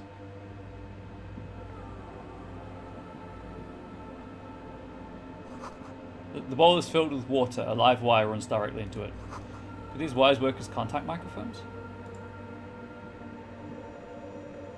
The silence in this part of the church, it's almost palpable.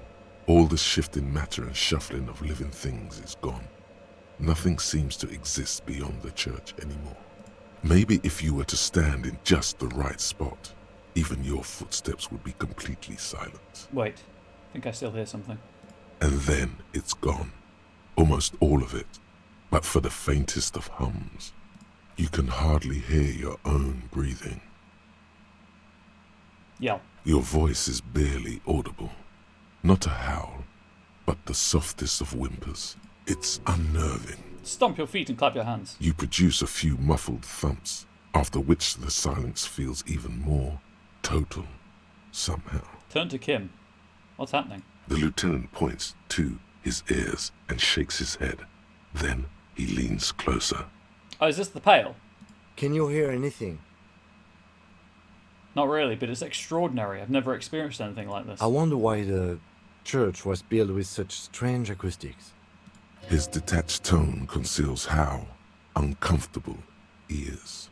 Whatever it is, it's definitely real. Something odd is happening around us. The lieutenant doesn't reply, but you can sense him tense up next to you. Look up into the bell tower. The orderly rows of ceiling panels become barely visible, then disappear completely in the darkness of the tower overhead. I'm going to try. Try to see beyond the shadows. Ah, fail.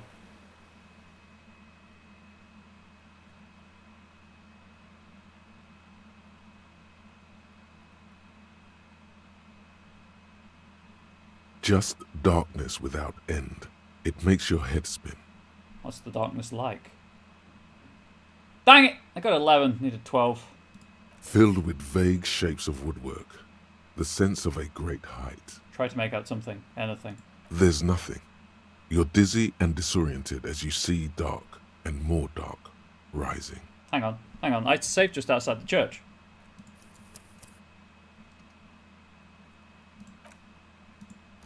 You know what that means? We're doing that again. I'm going to see beyond. It's going to click through everything, obviously.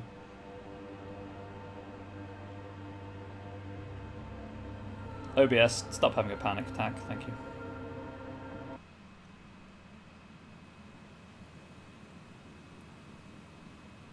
Uh-oh. Maybe I shouldn't.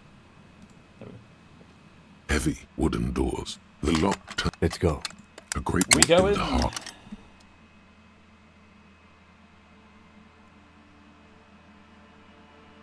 These cushions. Why are they like this? Chat, if you're looking for a new computer, yes, please glimpse the unknowable and become enlightened. Oh, I intend to. If you're looking for a computer there, chat, please double check that the back is one you're happy with. I didn't do that when I ordered this chair, and it's annoying me. Should walk, not run.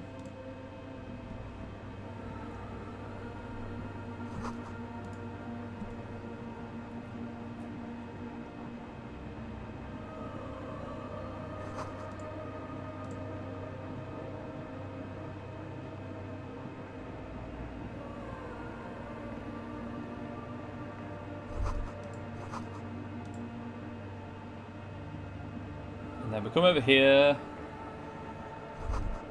Little new one. Do these wires work as contact microphones? And then a quick save.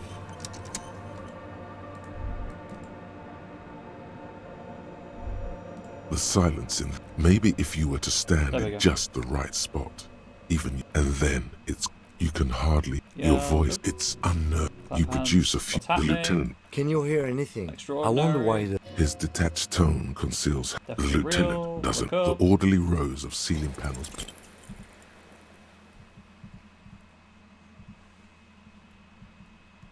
So that's a 1 in 2 chance of more than a 1 in 2 chance of success because it's 58%.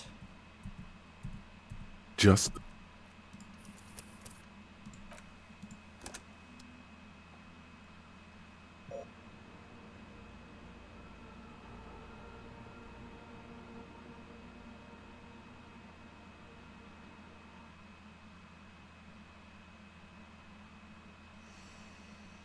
Try that again. Hopefully the 58% will be in my favour this time.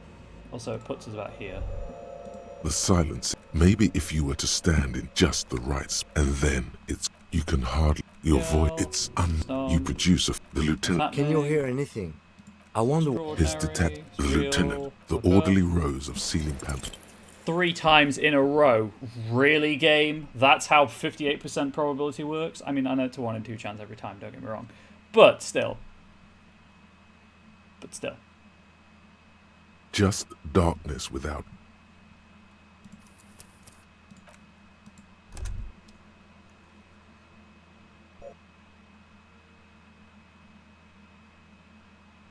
I wish to say something to convey my displeasure with this situation.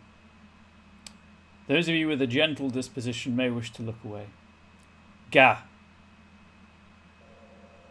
I've said it. We can move on with our lives. The silence in. Maybe if you were to stand in just the right and then you can hard. Your voice. It's You produce a. The lieutenant. Can you hear anything? I wonder... His detached. The lieutenant. The orderly rows of ceiling panels. Hey, there we go. I know when I failed, by the way, because I heal my health. I heal health back. I'm in the 7.41% crowd. I feel honoured. I did feel honoured. I kept getting health back I didn't need. It's like there's something moving up there. A shadow has emerged from the tower and it's making its way toward you through all the other shadows. Oh, heck. It's the crab man on the ceiling. Yes.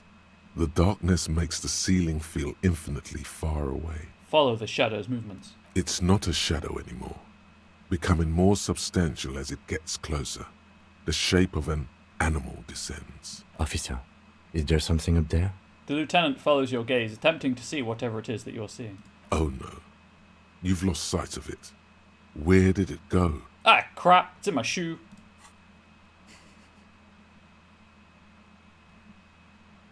You see something hanging from the rafters, looking straight at you with dark eyes. Maybe it's possible to talk to it. You a crab man?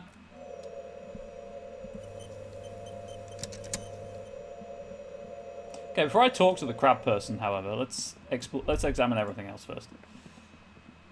I just saved there in case they leave. And now you get eaten. Please try playing again. 2 decks of reel-to-reel tapes spinning on empty. Game over. In white, silver, Local detectives and apricot consumed in veils, church.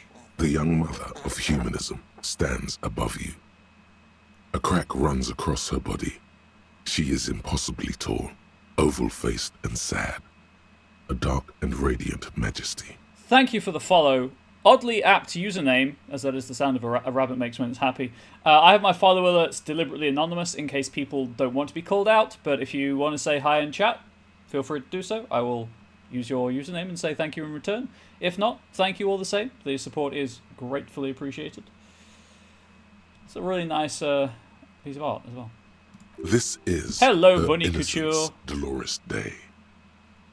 How are you doing? Welcome to this teeny tiny corner of Twitch. Cradled in her arms are a pair of glowing lungs, clearly visible from underneath her flowing dress. Leave me alone, You should woman. kneel. Ah, sure, why not? Your knees touch the floor. The floorboards are hard and cold. There you kneel among the snowdrifts, diffuse light falling on your hands from beyond the glass. We're pretty chill and relaxed here, so feel free to ask anything. I'll answer if I want to. I'm going to look up. The woman looks down at you kneeling. She towers among her followers, architects, laymen, courtiers. There is a sad smile on her lips and a glint in her green-blue eye of what? Compassion? Remorse? Who is this? The Maker and Andraste, his bride? I'm going to go with compassion because I'd like to see more compassion in the As world. that soft word passes through your mind, the lieutenant draws an X-shaped cross from shoulder to shoulder. Do the same as you get up. Your fingertips touch your chest 4 times. Then you rise from your knees into the apricot-colored light of the window. Above you, the woman still smiles her distant smile, sundered by the crack in the glass. How did I know this is the mother of humanism? It's a mystery. Oh my A mystery gosh, sprinkled game! with self-pity and regret. For some reason, unknown to your mind, looking at her delicate eyes makes you feel like you're ready for drowning. I mean, yes, admittedly, I know, there's always a chance I'll fail, even at 52%. But still, that's a lot of 50+% All in a you row know to fail. is, this is the young mother of humanity, and that you should go. Do something else. We're entering Escape her sad, worry-worn look. We are entering XCOM territory now. There's a reason I'm not going to play XCOM on stream. Sure, 83%, let's fail it. A jigsaw of broken shards falls into place in front of you, a ghostly reconstruction of the stained glass window. Before it was shattered, there was an older woman beneath the younger one, and a text, a light motif below them both. I've had XCOM luck whilst playing XCOM as well, so... Feels bad. Feels terrible. Anyway, what shattered this mosaic? Unknown. There is such thing as the XCOM shuffle. I didn't save before this, so I'm not going to reload. I like doing the... if I ever finish that sentence. I like retrying the red ones because you can't retry them. And I'll retry the white ones where they're going to add to the game. I think that one's just going to give me extra lore, which obviously will add to the game, obviously. But I can also redo it at a later point if I put a point into the skill or talk to the right person. The red ones are just one try and you're done, so... A motor carriage? That's why I A shuffled for that. gunshot? Someone falling into it? Or maybe just hooligans looking for something to break? Who is this older woman? Nanny The Og. escutcheon on her throne says, Irene the Navigator. She is depicted as an older woman wearing thick-rimmed eyeglasses, holding a golden rights apfel in one hand and a scepter in the other. This is the queen her innocence day advised. Above, she herself is whole. Small figures of wise men, common men, worshippers walk up the stairs to stand at her feet. Secret servicemen, 30 years, stand in a row Would that not guarding be her. Taurier? It must have taken years to produce this work in all its dizzying detail. The motto, what does it say? Below both women, in luminous black letters. Après la vie, mort. Après la mort, la vie de nouveau. Or in English, subscribe to twitch.tv/comradebubbles. It's not what it actually says. Afterlife, death, after death, the new life. And then along the left side, après le monde, la gré. Après le gré, le monde de nouveau. After the world, grey. Or something. Lieutenant, this used to say afterlife, death, after... Death, life again. After the world, the pale. After the pale, the world again. I've never seen gris used for pale. Interesting. Makes more sense now with the game called Gris, actually. That's about grief, isn't it? This exaltation is common in Dolorian sacralism. In the early years, it was even incorporated as the RCM slogan. No more, however. Also, it's entirely possible I'm misremembering the word gris for grey, which I will admit is, on brand. What is the RCM motto? Why? It was deemed subservient to use a strongly moral intern-related motto. We already suspected of bootlicking. The sentence was also seen as too feminine. It was a macho thing. I'm not going to comment on that, because I made my thoughts clear on sexism before. What is the RCM motto now? Justice, union, prudence, and force. Wow, that's a little aggressive. We're not going to go with that one. I like the other one better. So do I. Step back. The mother of humanism towers above you, a wax painting on a cracked pane of glass. Nothing has changed in her expression. This is Dolores Day. The old woman in the village was right. This must be the Dolorian Church of Humanity in Martinez, or the small Pinewood Church in some records. You know of the place? It's a minor landmark, not easy to find. Most maps misplace it. Yeah, that was his voice. It was built not long after Revachol's founding, 300 or so years ago, by first-generation settlers. What else do you know? There used to be 7 stave churches on the coast. Les Sept Sœurs, they call them. The 7 Sisters. Only one remains. The rest were burnt in the Revolution or used for building materials. There's a stone circle in Derbyshire called the Seven Sisters. Guess how many stones it has in it. We should be respectful here, although the building appears to be deserted. I do not believe we'll find the instigator here. Something else, perhaps? He looks at the machinery lying around. A pang of guilt. The lieutenant is leaving something out. Do you know why it was abandoned? I have a theory, yes. There was a police raid a while back. I heard the place was shot to pieces. The old woman in the village was being tactful with us when she didn't mention it. She has more respect for the RCM than many around here. Who conducted this raid? Well, your station was involved, I hear. Although I can't be sure. Gosh dang it, Precinct 41. This is why you can't have nice things. How come the lieutenant isn't sure? Is this confidential information? You're not sure? 3 precincts were involved in the raid, and people say Precinct 41 was one of them. Look around. Guess it could have been here. I'm sorry, I'm not saying you were. It was a clandestine operation. I don't know anything about it, why it was conducted, or who participated. I try not to pry into extra-district matters. If I was here, I should find out what I was doing. Good luck. You will not get information on a confidential operation from your station secretary just by calling. If you really don't remember, it might be better to keep this one forgotten. It happened a while ago. It's unimportant to our business in Martinez now. Turn away. Oops. Oh no. A portable Harman Waushi tape recorder. Someone's siphoning electrical current from outside into this antenna.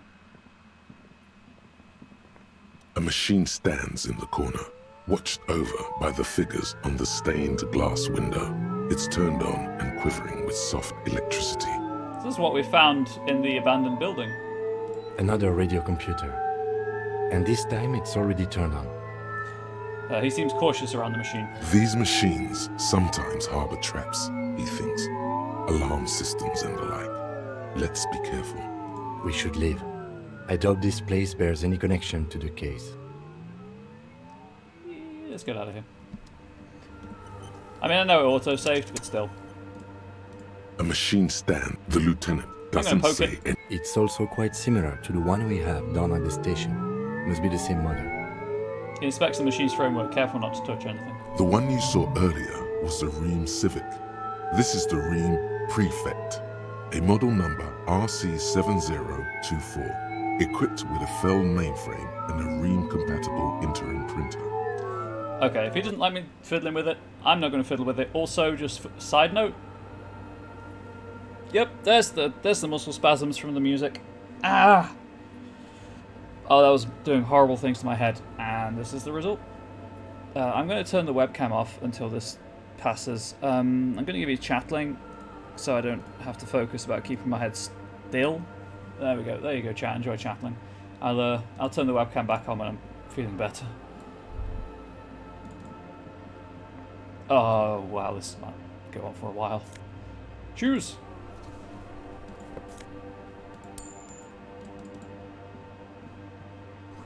Spider has spun its web around this wood-carved pillar.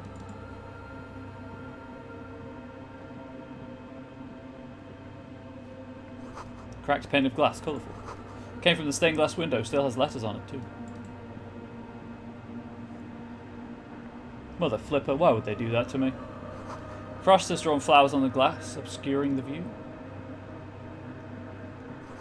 Figure drawn in frost on the window, depicting a deer. Take another scarf, why not?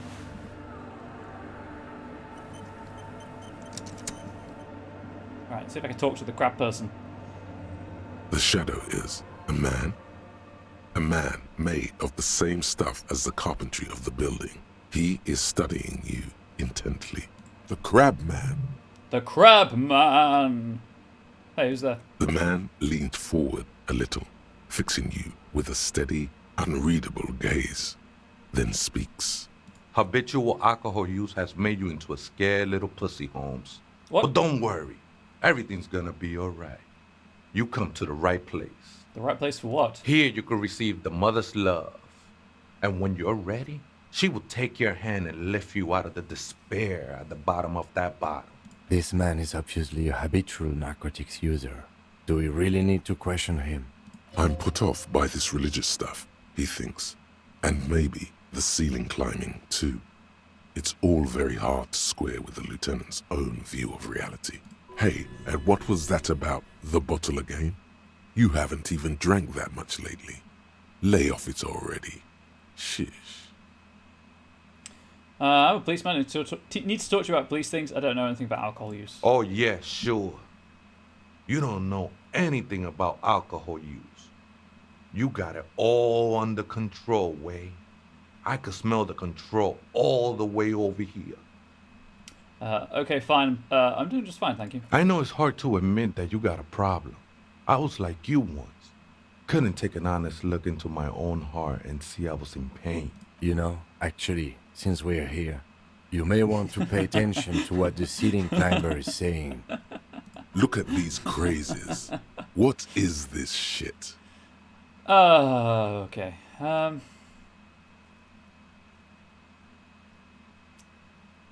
For some reason, I feel like you have a point there. Don't trust me. Trust the mother.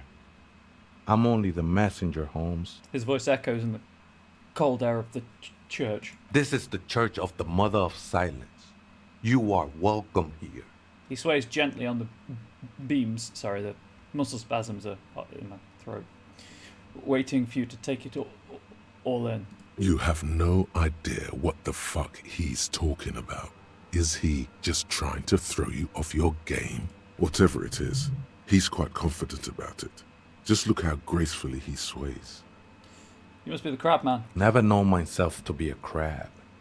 But if that's the name you got for me, I won't stop you from using it. Hey, it's your neighbors who came up with this name, not me. I always thought of myself more like a flame, flickering along the rafters and beams. He pauses. It may be that I gotta work on my technique. What were you before you became a crab man? I was in a gangway, but my memories of that time are faded. Most of them are already gone. Well, that's my memory too, and it haunts me. No, man. You gotta let that shit go. Then the mother's light touch will fill you with rapture. He looks at you as if he wants to pat you on the back. Do you remember your name, sir? The lieutenant is not particularly interested in this information. He's just trying to assert some control over the conversation. Tiago's my name, but those syllables don't mean much to me these days. A name isn't just your identity, but also, so to speak, your place amongst your fellows, your place in the world. I ain't got no use for such a place anymore. My name's Harry. Extend your hand for a greeting. That's just the thing, Holmes.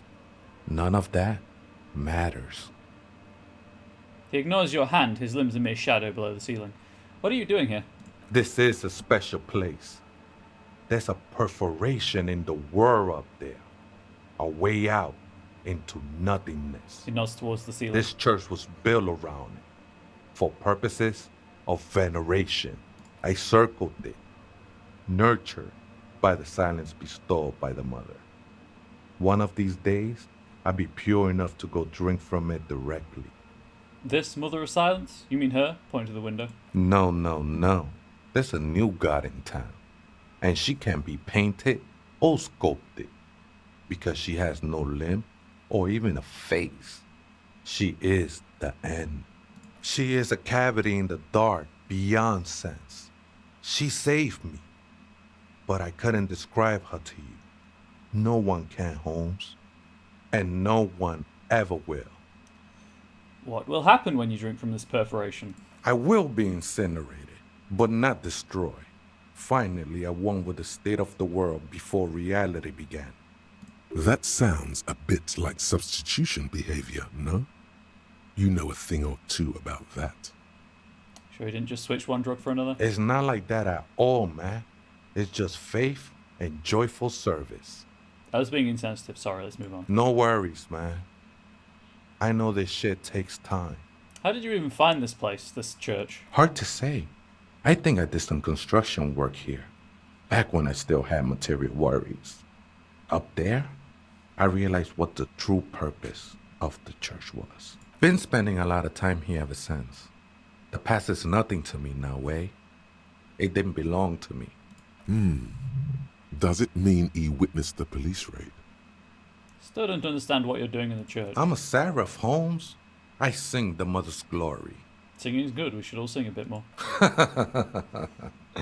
I don't mean literal singing, Holmes. This is the mother of silence we're talking about. It's the singing of a burning heart. You may be thinking, but fire crackles. No, Holmes. That's the material that's burning. The flames themselves are without sound. He's not wrong. Right, I had other questions. The sinewy figure lingers on the wooden beams, blending into the shadows. You've been here for a long time. Did you see the police raid that took place here? Something like that. He responds, his voice suddenly flat. Did you witness it? Not really. Or at least I don't remember much of it anymore. The mother's love has done its job. That's what's so great about the mother.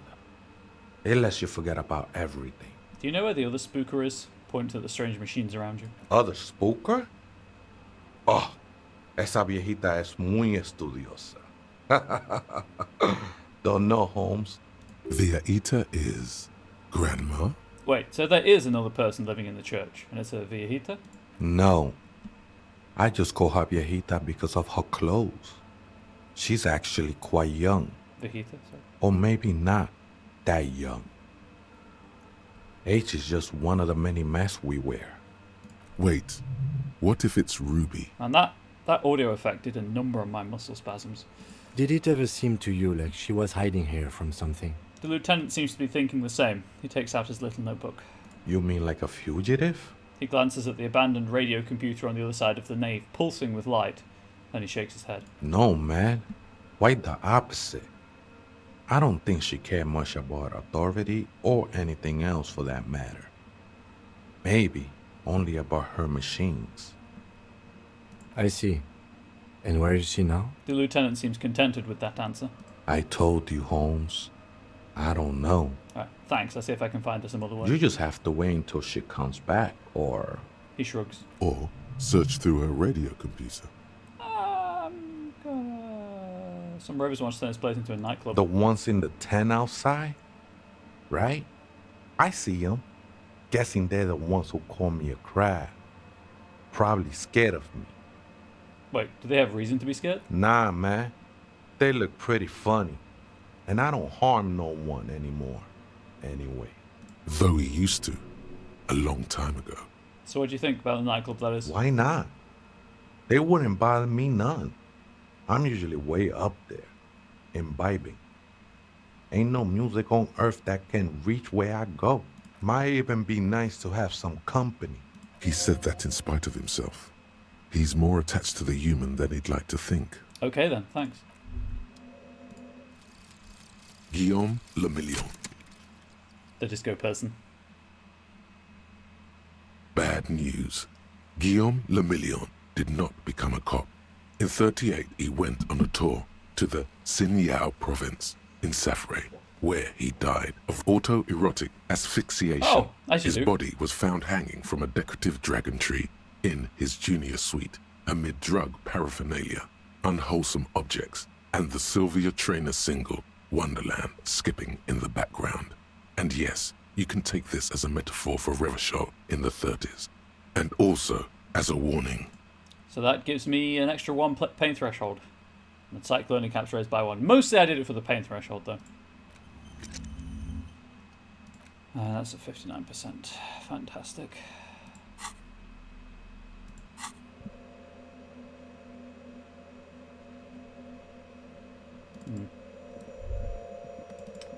Okay. Well, I suppose, whilst I'm here, I can check the computer.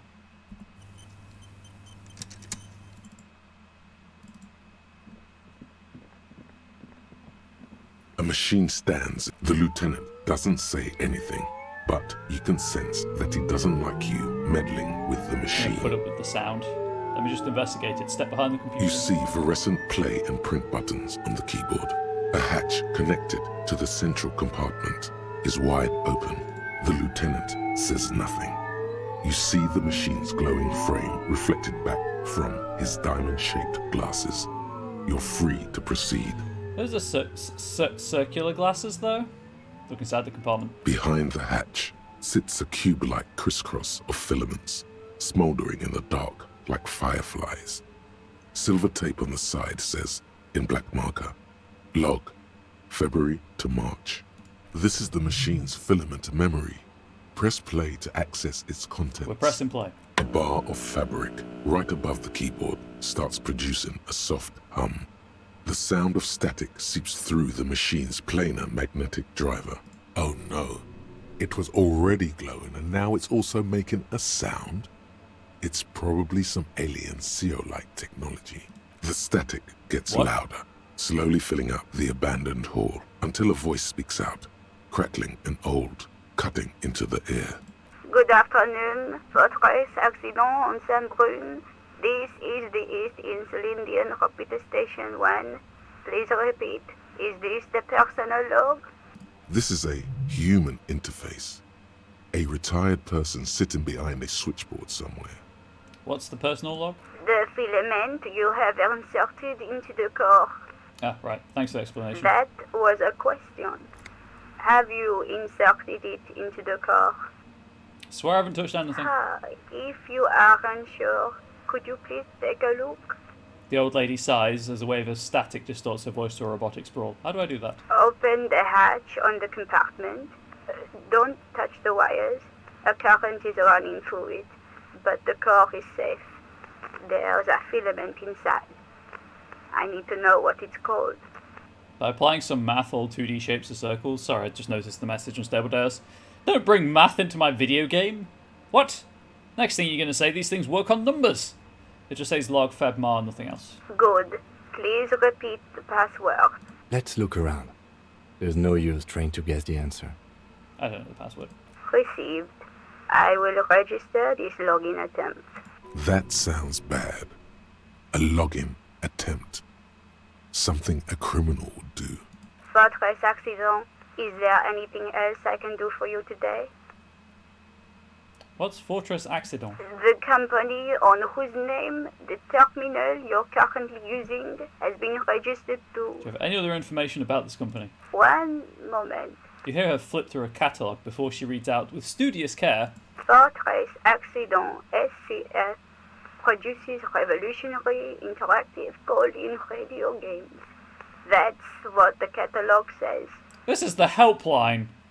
We have called the helpline." Another lunch lurk. Have a great stream, Bugs. Thank you, Weldy. Have a great lunch. And what's this interactive call-in radio game? Any other questions? You ask her when the connection finally improves. No, all computers operate on numbers. Unstable days. Clearly that is wrong. All computers operate on teeny tiny hamsters in wheels. I'm leaving. Goodbye, Fortress Accident. She says as her voice disappears into a whirl of static. The machine's keyboard is still illuminated, revealing fluorescent play and print buttons. Press print. Nothing happens. We're gonna leave. Wonderful.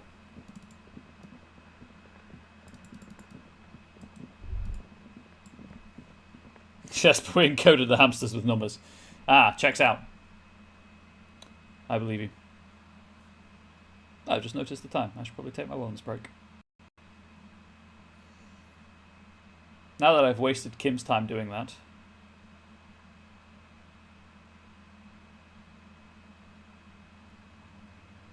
Now you know the true tyranny of math.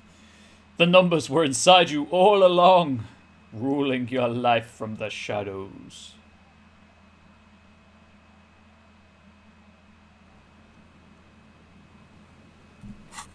What do I actually have to do still today? Right, that conversation, that. I can come back without Kim for that because I need to head to the free shack.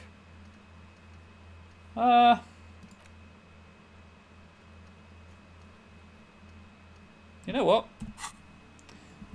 Let's go and stare at the Feld building mural.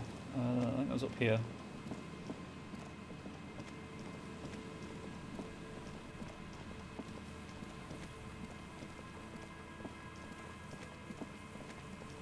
And then after that we're going to head back to the whirling.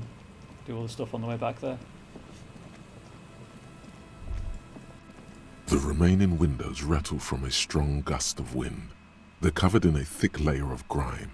They must have been like this for 40 years. Try to see inside. Dripping water falls from a high place. All you can see is the shadow of a collapsing staircase. There's rust and corrosion on the bars. They're foaming with it. And a small layer of white salt from the sea. Lieutenant, can you make out what's inside? Point at the windows. No. I won't even try. You know... He shakes his head. The windows rattle in their frames. He takes his glasses off. I had a partner once. They called him Eyes, because he had to show me things. It's that bad. Just nod. I'm not going to insult the man for having poor eyesight. Clearly he can shoot. He shot something earlier. You see, Or a had once something. bright mural. A slogan used to intertwine Step with, closer. above the mural, a collapsed roof, broken windows set in walls that are cracking and will soon also fall, and the coastal breeze rustling and sighing in the remains of the edifice. There's something in the wind. Sometimes the only way to go forward is to fail first. Could Ruby be in there? In there? She could. Or she could be in the identical room over there, or in that boat shack. In that church tower, maybe. Why single out this one building? Could listen to the wind. Or I could leave. You know what? 3% chance. I've saved. The once bright mural Snake up towers there. above. 6. Suddenly, Ah, dang it. all is quiet. The ruin in front of you is silent as a tomb. She could be anywhere. How do we find her? How do we? I was really hoping she'd be in the village. The lieutenant sighs and gets a hold of himself. Okay. She's probably north of the village, and this place is a peninsula. We've already talked to the cryptozoologists. Working with them might give us a good excuse to run around, give us some structure. And then there's the church. If I were a murder suspect, I would not hide in the most prominent building here. But who knows? Maybe she's reckless. Anyway, we do it the old-fashioned way, sector by sector. Go over the whole peninsula, ask the locals, enter the places where we can enter first, like we did in the village. What was I even attempting to do here? Trying to talk to the wind. The city, whatever you thought would happen, did not. and now you're just standing there with your hands fallen to your side. Is trying to talk to the city something you've done before? Is it in your secret repertoire? A trick for when you're out of ideas? When they're that high, I'm just assuming you're supposed to fail them to progress. And if that fails, if we don't find her? Then, if we're desperate, we can look where we can't enter. Bunkers, storm drainage, this place. I'm sure it won't come to that. He looks behind him at the dark red box crumbling across the chasm.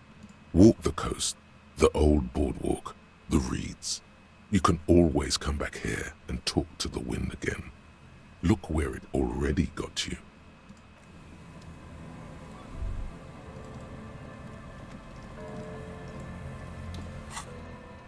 Okay.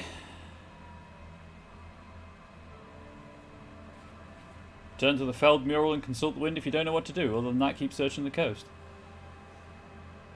Cool. I guess I have a skill point. I can put in shivers. I have clothes that enhance shivers as well. I think. +1 to shivers.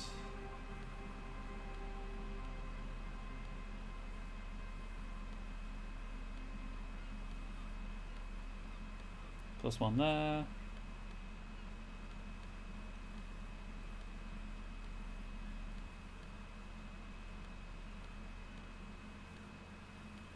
Yeah, I've got stuff I can buff shivers with if I need to. That's a tomorrow thing though, I think. I've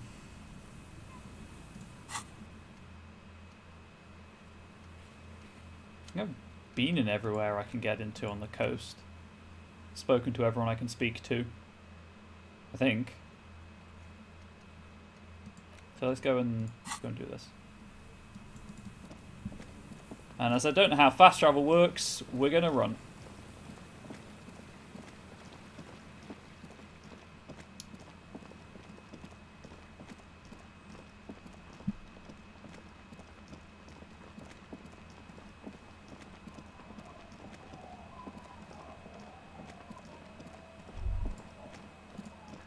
Sounds of life in the north, the washboard scrubs filth from fabric.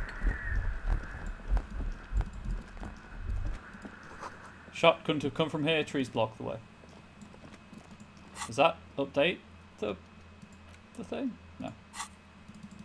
It's just a mental note. We don't talk about that. Ah, there it is. This is what we don't talk about. It takes you a moment, but finally you spot the last of Morel's traps. This one's partially obscured by the reeds. Look around. The reeds bend forlornly toward the sand.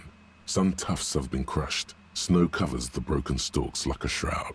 In the east, the city center hums to you. The constant, distant song. Louder on this part of the coast. Nearer somehow. And there's that cold again. Always the cold. Reach for the trap. The trap feels light and silent as you pick it up. Something is different here. Look closer. No locust. No phasmid either, but still. Look closer still. Well, the bait worked on something. This doesn't mean it was a reed monster, though. Unless you see one in there. I just see an empty trap. The netting is a little untidy, messier than the others. Like someone or something picked up the trap and shook it before dropping it back down on the ground. I do get the feeling that someone or something may have messed with the trap. Perhaps our cryptozoologists have competition in the form of an actual entomologist, or someone else is sabotaging them. I could present more theories, but then I would be taking this on as a case, which I'm not. Yeah, it probably wasn't the phasmid, but still, Morel needs to know. We did, sort of, promise to tell them, didn't we? He seems to regret the fact. A cold gust of air dries your sweaty face, and you look to the dark shadow of the Feld building in the distance, drawing you to it. What a strange sensation. Once this is done, should you ask the wind again? You know, I probably should. Ahead, decades-old concrete defenses, children play on them now.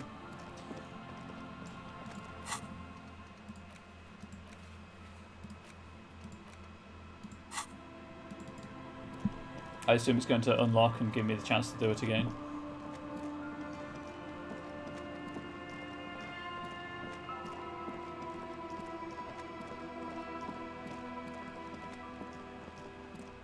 Hey, Silang, long time.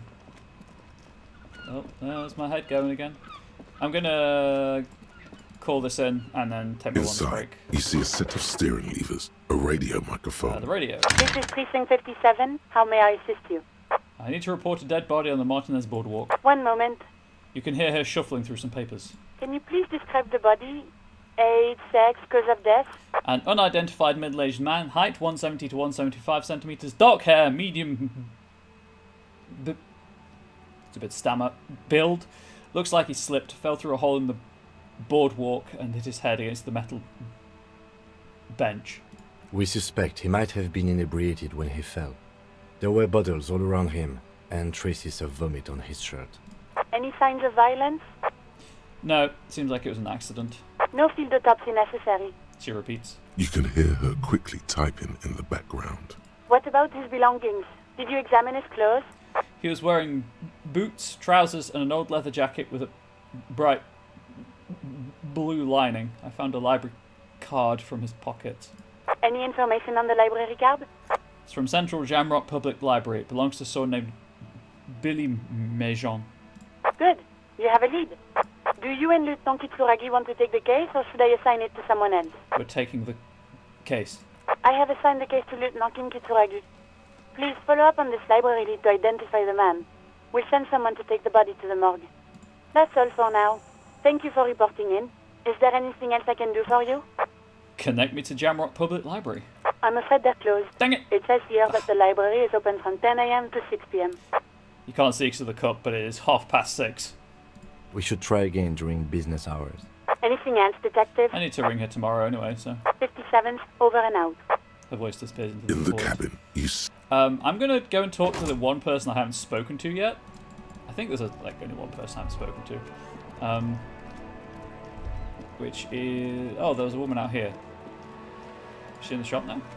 She might be there during certain hours as well, of course.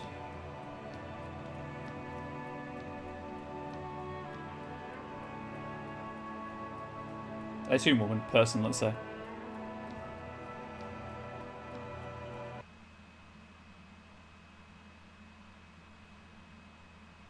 Yeah, there's no one in here. Gosh dang it.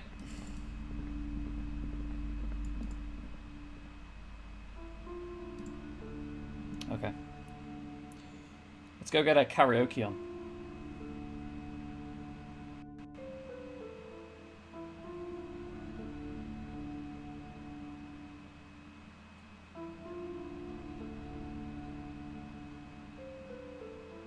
Which is going to be interesting with streamer mode turned on. That prevents copyrighted music from playing. Oh, hang on. I need to go to the boardwalk, don't I? Which is this, I think.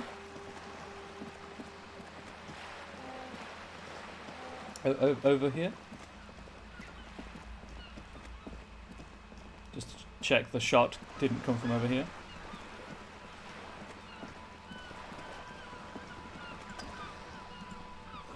Went to the village on the coast. Officer, see you there, Joyce, says the note on the post. Oh, thanks, Joyce.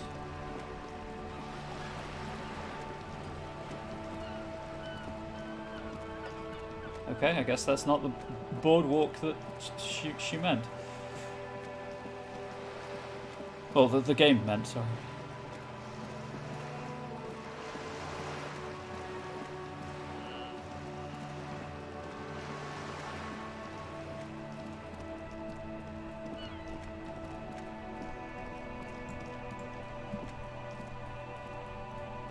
Okay, I'm gonna take my wellness break now. See if I can get this stammer and the twitching under control. And then after the break, we'll give Gart to the bird we stole and talk to the cryptozoologist and sing on the stage. Maybe talk to the guy in the purple shirt as well. Let's do a manual save. Anyway, wellness break time. You all know what that means. Enjoy the chatling. Hey, I'm back. There goes the head again. That's fantastic. Where's the cover? Where's the pride? There it is. Right, I'll be usual, 30-ish seconds to a minute and a half. I don't know. I've never timed it. I'll be a short while, a moment, let's say. Have a great hydrate stretch yourself. I'm gonna grab a snack, and I'll be back in a moment.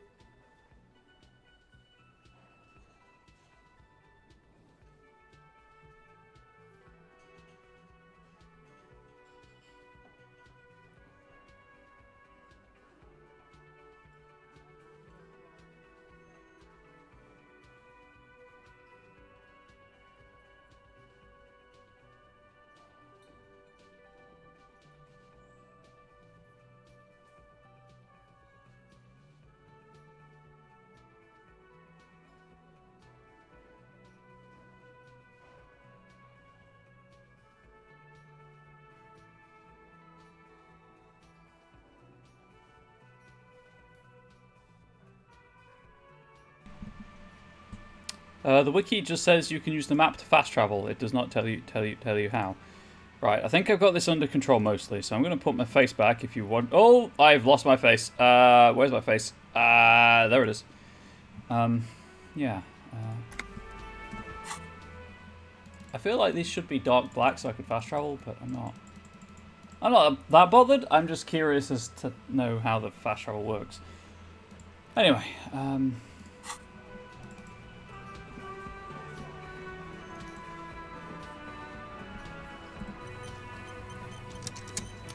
Morale, found a trap. It's great to see you again, officer. My wife can't wait to thank you. Go on, talk to her. Okay. We'll talk to later. Oh, sweetie, I don't even know how to thank you for finding my husband and helping him out. I hope we haven't been too much trouble for you. Just doing my job, ma'am. Here, I want to give you a small token of my gratitude. It's a tie, Mexican origin. The pin is an antique, quite special. She hands you a thin ribbon held together by a silver bird skull. The little silvery knob holding the tie together feels warm in your hand. It's in the shape of an avian skull with 8 eyes. You never told me you've seen the Phasmid. Oh, you don't want to hear about some old woman's ramblings. Ramblings? Nonsense. Your description of the Phasmid is the most precise I've ever heard. So I've got something stuck in my teeth. But, darling, I didn't even get the size of it right.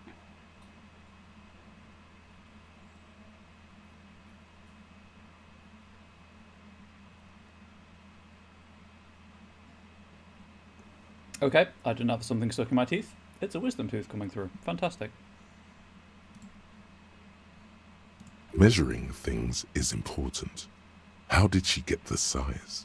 You were a child, my dear. Really. It's extraordinary what you were able to describe. Now go on. Tell our friend about it. He's proven his interest in the field. Reflexively, the lieutenant read his familiar notebook. He just can't help it. Well, it was summer. I was building a racing track out of sand on the beach near a tall stand of reeds. Quite a tall one. Many times my height, I remember. When, all of a sudden... Wait, where was this and how old were you? I'm getting ahead of myself. I was 5.5 in Betancourt in the suburbs. My grandmother had a summer home there. What happened? The strangest moment of my life. I looked up and one of the reeds moved. Not like a plant, but like a living thing. It stood up and looked at me. Its body unfolded like some antique toy. I've never seen anything like it. She had no fear, just surprise. I didn't know this can happen, so I reached my arm and touched the thing. It felt just like a stalk of reed, but it moved, swaying, towering above me. After a while, 20 seconds, a minute maybe, it left, went into the reeds. She saw something. Did you follow it? I tried, but I was only a child. There was mud and high water. I couldn't see it anymore. I was just standing there, knee-deep in mud, looking around me. Where did you go? Don't go. Where did you come from? Where did you go? Where did you come from in Selenium Phasmid, Joe? I ran back home to my grandmother and asked her if reeds could walk, and told her they were looking at me. Of course, she just laughed at me, but I knew what I'd seen. For years, it was a story I told at parties when I wanted to impress boys. That sort of thing. Of course, most people just took it as a strange, amusing anecdote. So did I, honestly. But then I met Morel. Can we also just address the fact that we joked about Morel being Professor Donkeyman, but he has long white hair, like Professor Donkeyman. We were on a date. Can you imagine? She tells me a story, and it's the most detailed report of the Insulindian phasmid I've ever heard. The sounds. She told me it hissed. So that's how they met. This is beyond significant for them. It did, yes. Like reeds in a gust of wind. The way it moved, the colour, how some of its limbs were white, like marble. It matched perfectly with what I know from other accounts. It was amazing. Yeah, he's not as handsome as Professor Donkeyman, you're not wrong. He's trying, bless him, he's trying. If it weren't for Lena, I might have given up hope years ago. It's no exaggeration to say that she restored my faith in my profession. He looks at her with admiration, forgetting a wide smile on his face. Its limbs were white? Not all of them. There is some white coloration reported, along with beige, where the camouflage ends. How big was it? It's hard to say how big things are when you're quite small yourself. To me, it seemed to be taller than I was then, but that's probably not the case. What if it is the case? Kim, what do you think of this? I thought it was a wonderful story, man. He closes his notes and gives her a simple smile. But I don't believe it. A child left unattended on a warm day. Children make up stories and then end up believing them. Yeah, just that genuine love is kind of sweet. Thank you for sharing this with me. You're welcome, sweetie. I do appreciate the chance to relive it whenever I get one. It was just... She sighs. Such an impossibly sunshiny day. So warm. And she could get up and walk right into the reeds on her own. Into the mud. Anywhere. That's all for now.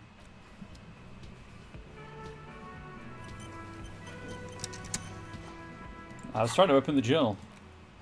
Call the public library. Talk to the wind again.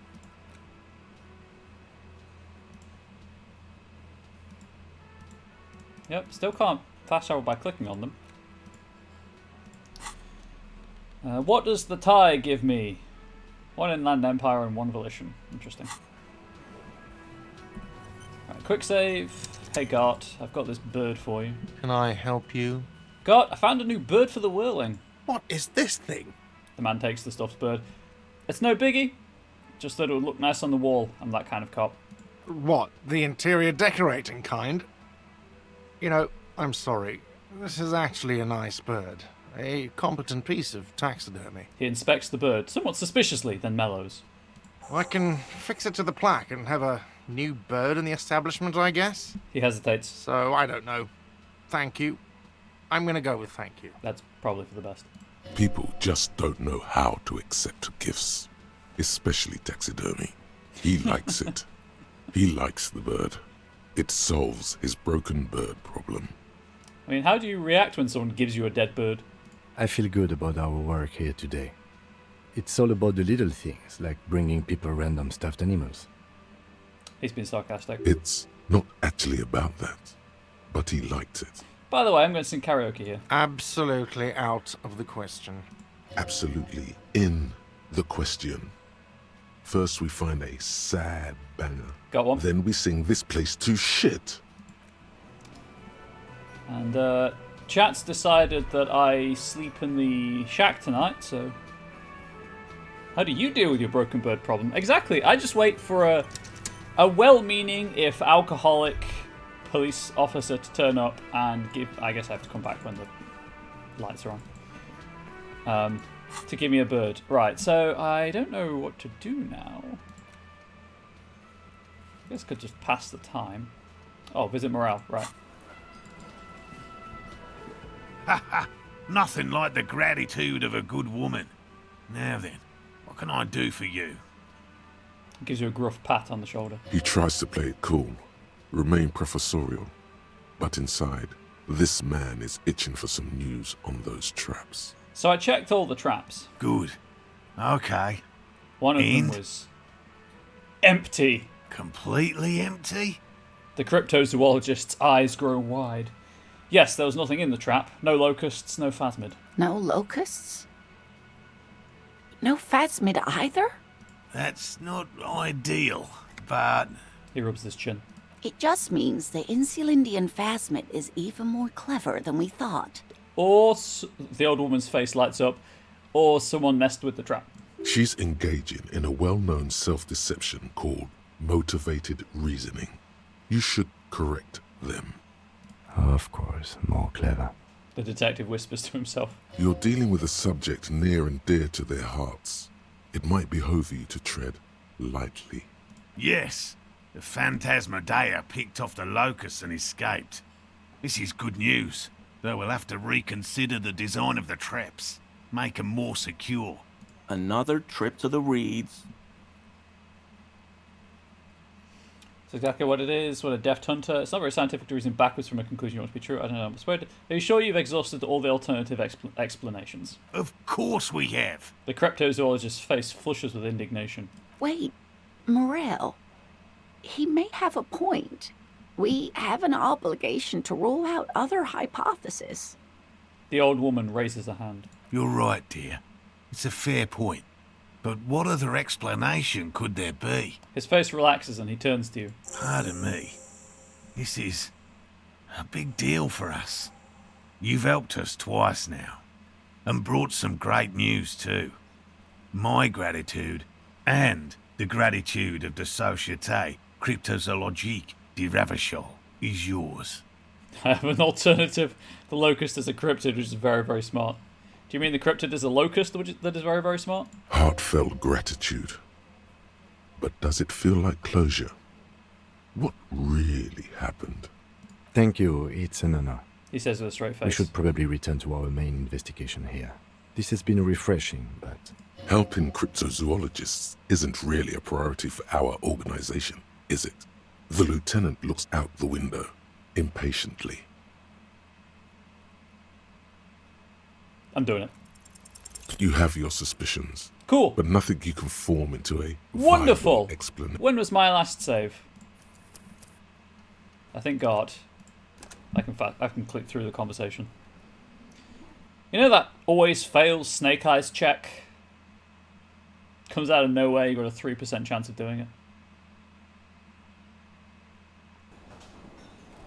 I also feel like I should maybe wait until Kim's not with me to do that. Now Kim is in me. Hey, was there... Well, well. Bringing him that new bird sure made a difference in his attitude. Oh. Goodbye. Must have saved after that. Okay. I guess we'll... Yeah, I'll just do it while I'm here.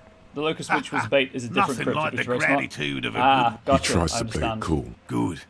Okay. Completely? No locust? That's not... It just means... She's engaged. Of course. You're dealing with... Yes. Another trip to the Reed. Of course. Wait. You're right. Pardon me. Heartfelt. Thank you. It's... Help in cryptozoology. Right, there we go. I wanted to clear all that out and do the thing.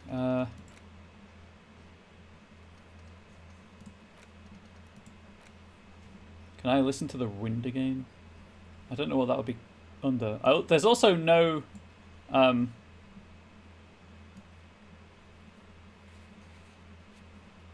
This, as far as I can tell, isn't in any order. Also, it really doesn't like being scrolled manually. Like, that's me scrolling up, and it just pings back. I think that's a bug. That can't be intentional. Oh, I can go back to the mural now. Grand. I still don't know how to fast travel. But the mural is available to be... I can reattempt the mural. I don't have anything to do for the rest of the day. I might as well just read a book to pass the time and then do the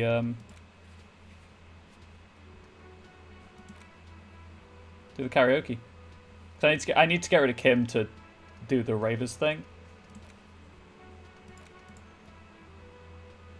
And obviously help the cryptozoologist. I'm just gonna read. I'm not gonna read the text in the book. I'm just gonna click through the prompts. The face of this you. Whoa, whoa, whoa. Bear wrestling. It seems to be part of an. According to this, extremely based on the. It's quite. According to this is the SRV. That's in like shape, I said, I'm just out of skipping shape. through these. You flip back to the front. I have other books, right? Man from Helmdall. The edges of the pages are worn. You open his arms. Good God, you flip to the copy. Berserker rage burns in his azure-hued eyes. The edges of the...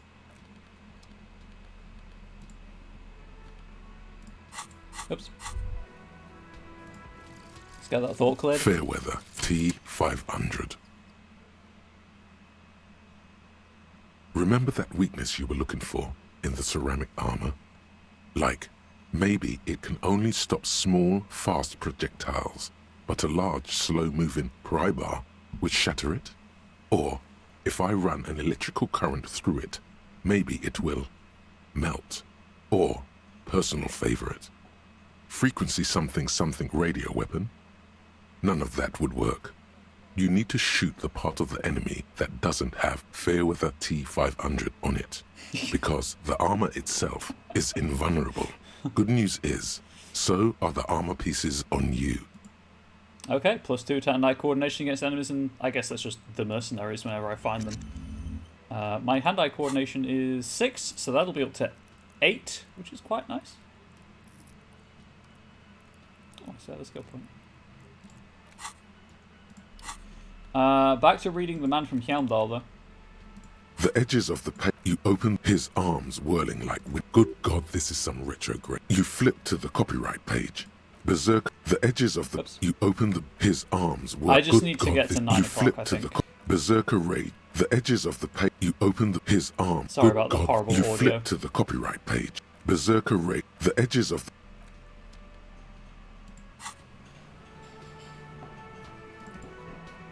I thought it was 9 o'clock when the light started. You know, now I've noticed that I've got a tiny bit of wisdom tooth poking through my... I can't not notice it. Oh, I hate it. Make it stop.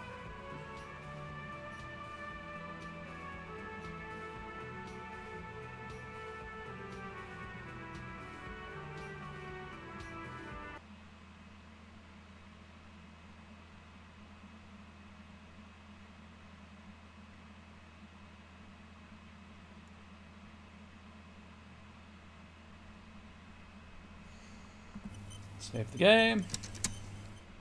I made the mistake of looking at the picture of Harry in the bottom left. Ah, it's going to haunt me tonight.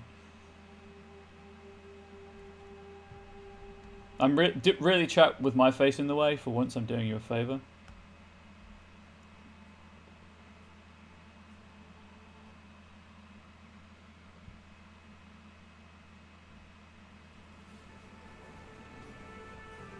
There's the lights.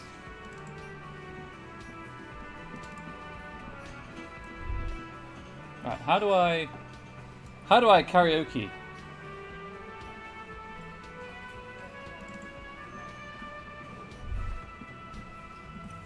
Is it this? This feels right. You belong here. Yes, but how do I karaoke though? Hey, was there... Can't get into my room because it's past 9.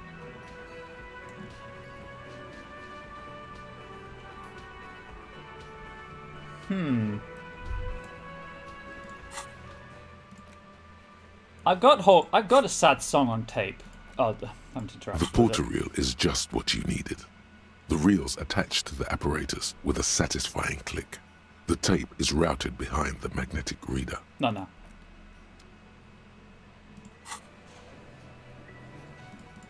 Oh, is it just play it on the stage, maybe? The porter reel, you press the large button marked Commencer, and the tape starts spinning. There's a small delay before the song starts playing. Gonna keep it at a harmless distance. Then the organ starts playing a simple, melancholic tune echoing in the hallway.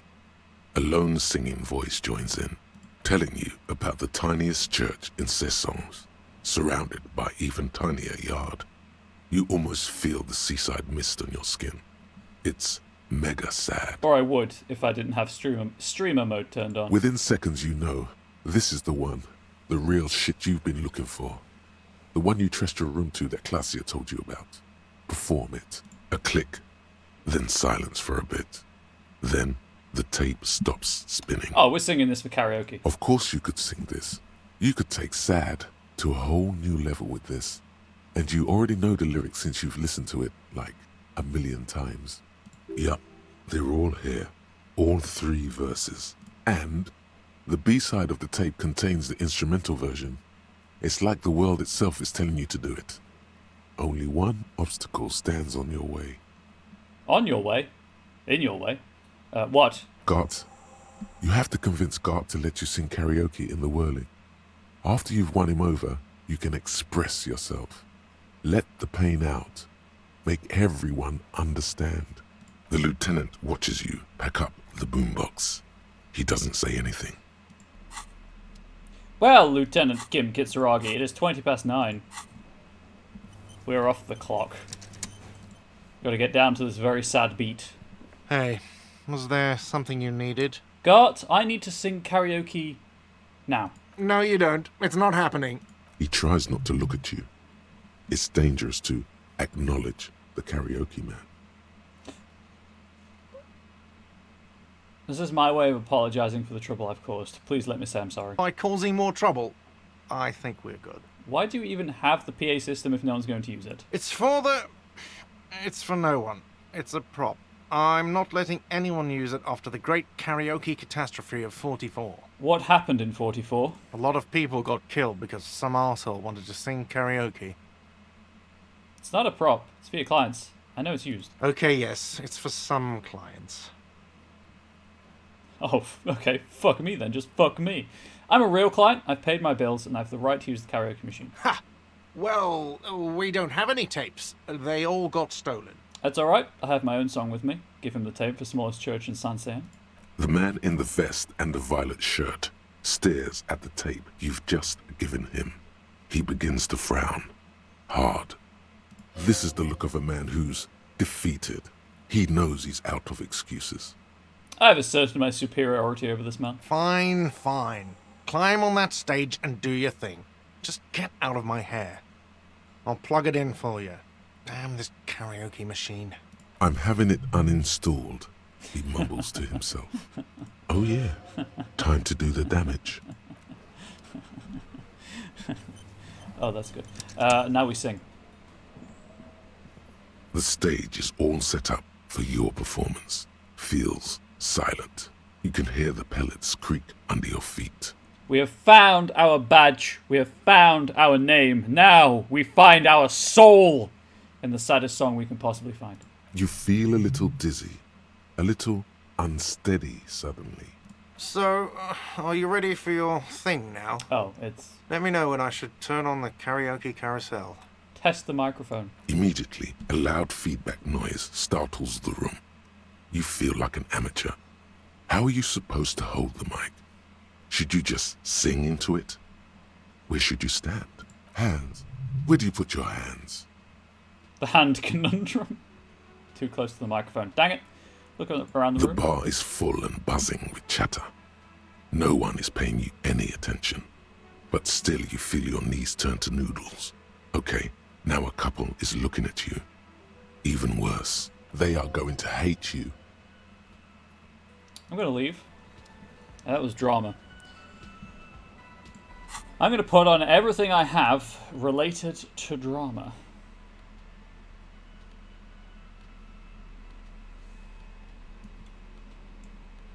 Just got to remember to put everything back on. Oh. Shit. I nearly died because I was stuck in a menu. That's annoying that you can do that to yourself.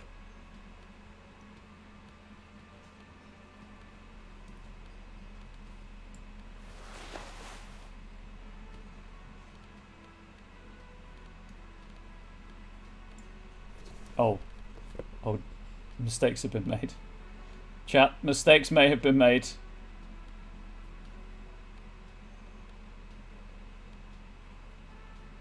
Alternatively, form an orderly queue. One of the two.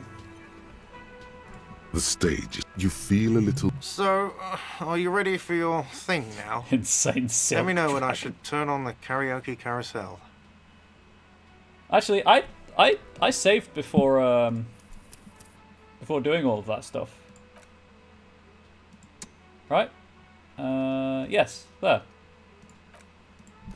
Let's just do that without the -2 modifier.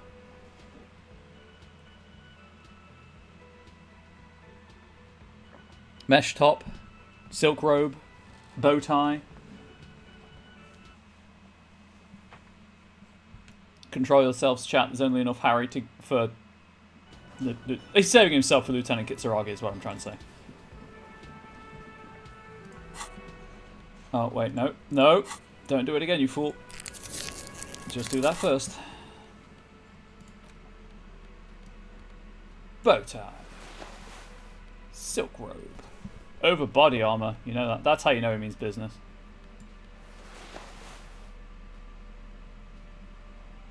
Is that a hat? It sure is. Oh, it's horrible. I think they were the only ones.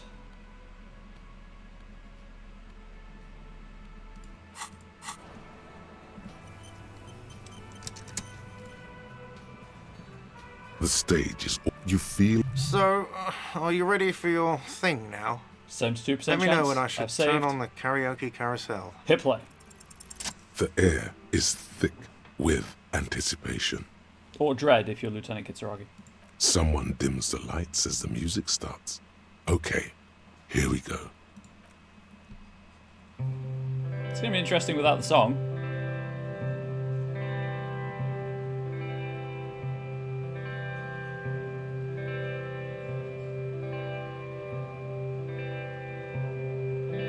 It's really just going to be the same notes over and I over. would often go there to the tiny church there. The smallest church in San, though it once was larger. How the real may rest there. Down through the mist there. Toward the Seven Sisters. Toward those pale cliffs there. I would often stay there. In that tiny yard there. have been so glad here. Looking forward to the past here. But now, you are all alone. None of this matters. No, none of this matters at all.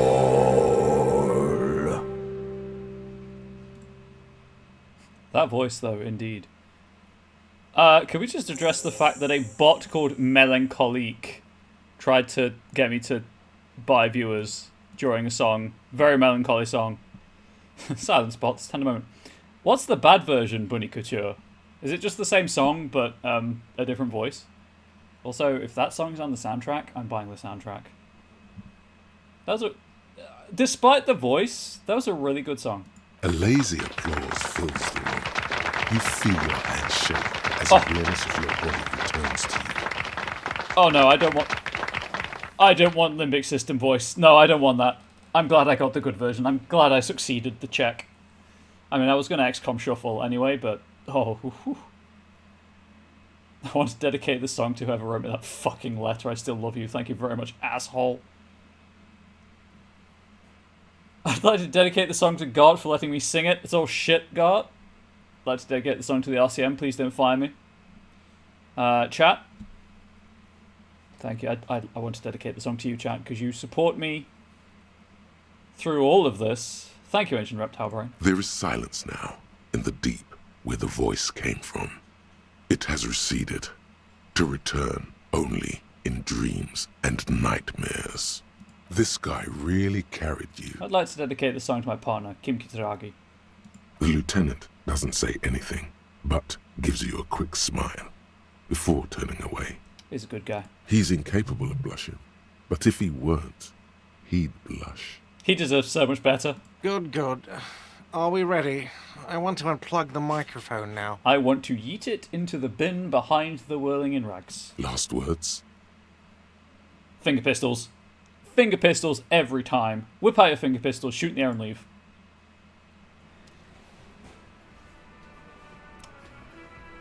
Nothing is more disco than the finger pistols. Honestly, I think the gardening gloves really tie this outfit together.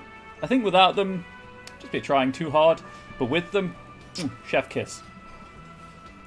My brother's watching, he says that's a power move. Hey, look, I've got the finger pistols. I'm going to use them. What was I wearing? It was the... where's the mesh top gone? Am I blind? Am I unobservant, sorry? Oh, I'm wearing the mesh top. I don't want the mesh top. I want the cuirass. There it is. And I think it was the commander's coat? Jacket? For the... yes. Ooh, shivers though. I need shivers. And the horrific necktie, because I just feel like that's Harry's trademark outfit. Trademark, I should have taken the glasses off. That would have been even more of a sure thing. Accessory. There we go. That's what I was looking for. I wish there was an organize button in my inventory so I could have all of the jackets together, for example.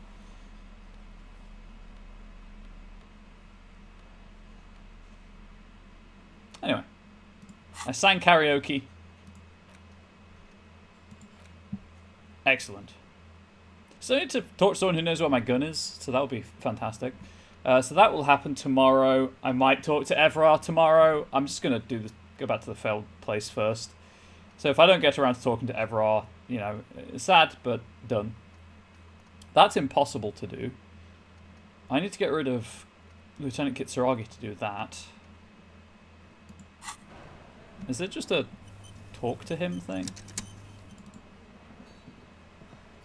Yes? Nope. How do I get rid of you for the night? How do I get rid of the lieutenant for the night? Can someone tell me, please?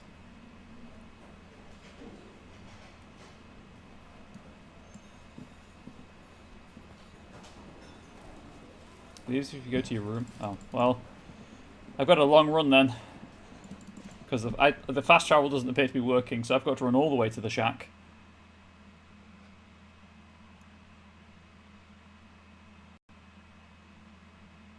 Which, actually, I want to do stuff that's in that area anyway, so not too bad, I guess.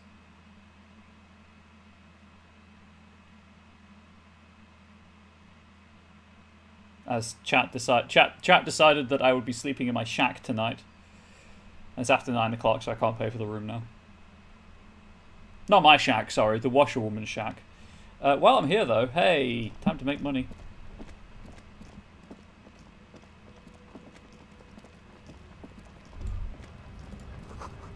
Three T's, how idiomatic.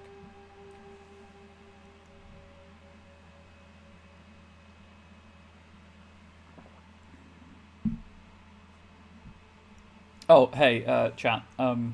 So I've been looking at my deadlines for the contracted writing I've agreed to do. And would you... I'm going to do a poll on my Discord as well, but... Yellow roses in the window. These aren't the flowers that left for class, yeah. Would you be preferring Wednesdays off or Thursdays off? The tear machine stands in... Your bottles clunk into the... I'm just trying to figure out which would be best. But obviously, as I say, I'll put a poll into the Discord so that the community can have a say.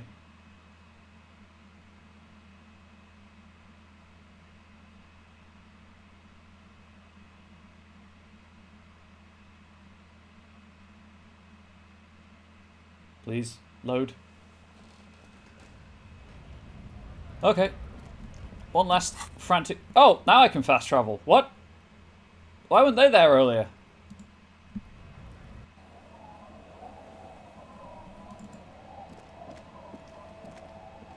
It's getting late, and it's snowing. Time to call it a day. Good night, Kim. Send him away for the night. Good night, officer. We'll meet in front of the shack in the morning. It's going to leave immediately, but thank you for the heads up, Bunny Couture. Now I'm imagining rabbits and teeny tiny waistcoats and top hats, sipping champagne. Which, not like visually, because I think I mentioned this before on stream, and it's just something to talk about. I don't have a mind's eye properly. If I focus on something, I can generally sort of visualize it, but not very well. Which makes GMing role-playing games difficult, and writing, obviously, is a bit weird. But, yeah. It's more of an impression, I guess. Based on lived experience when I say I'm imagining something.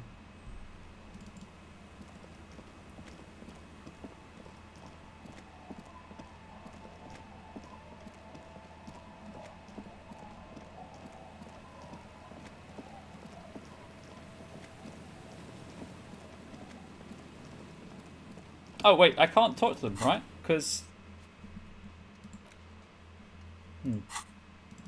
Well, I can see what they say.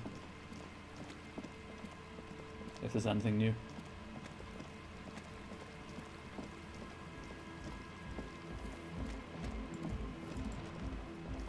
Come on, get in. The warm stuff's getting out. Do we really need that every time?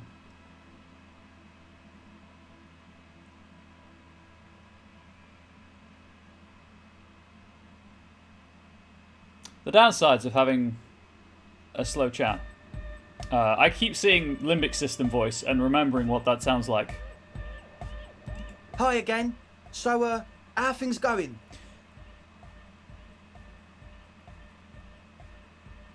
About the church, I checked it out. And? What happened? I talked to the crab man. Oh man! Who is he? What did you think? Seemed okay, to be honest. Very spiritual. Really? Huh.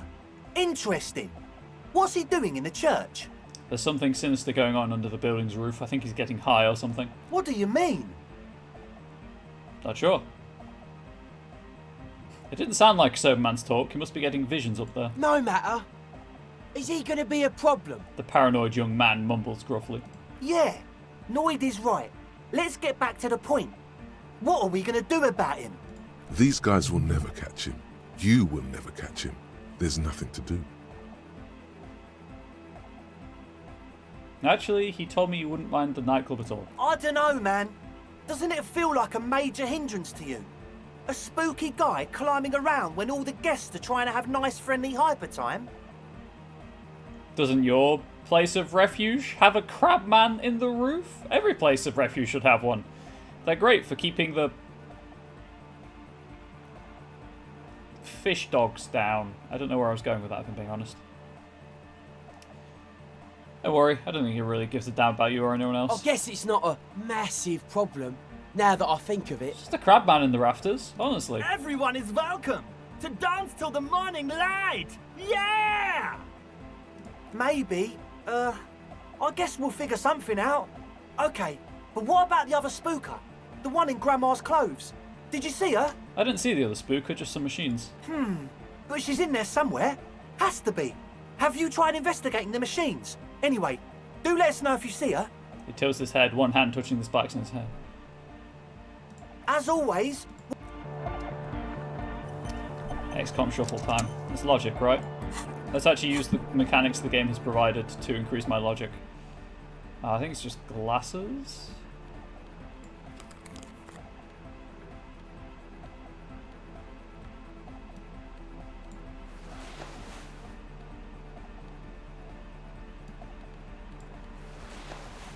Looking spiffy.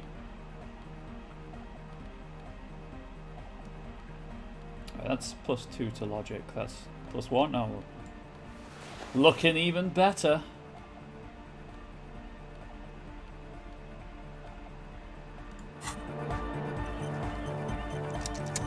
Hi again.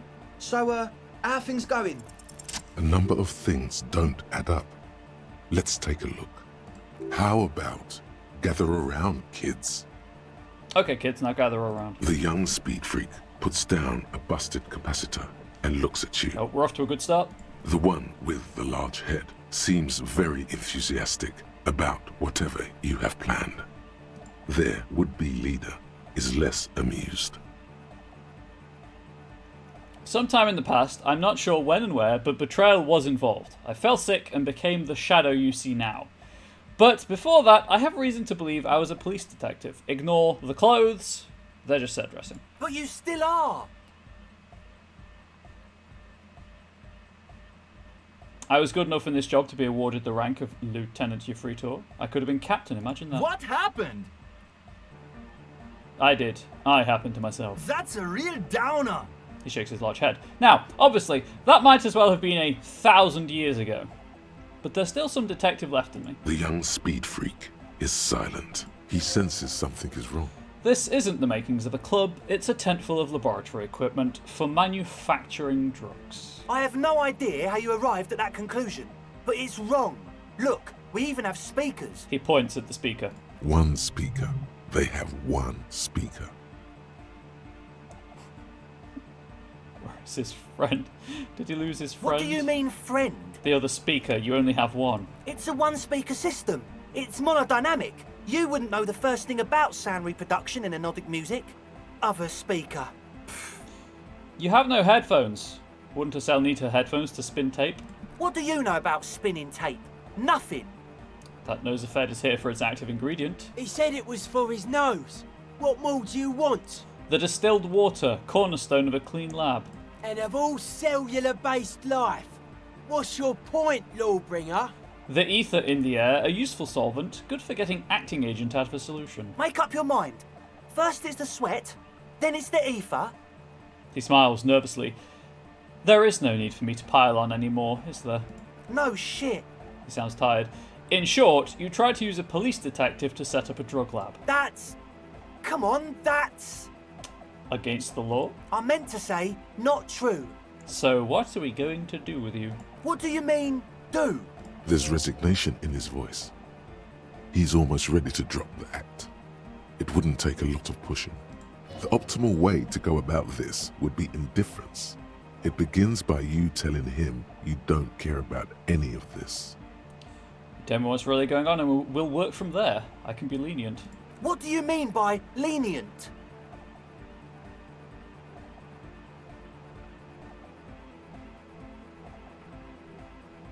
We'll see. Now speak. He thinks for a moment.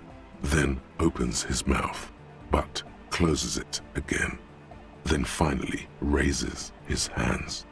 Things are just way too hard for an entrepreneur in this city. It's not like we're not going to turn the church into the wickedest club in East Revershall. Because we are! We totally are! It's also just going to happen to be a drugs lab.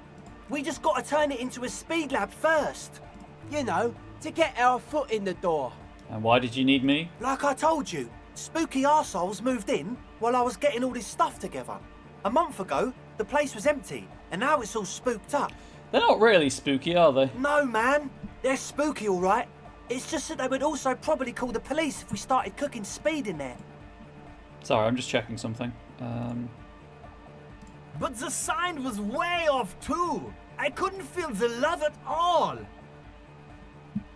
Sir, you promised you'd be lenient.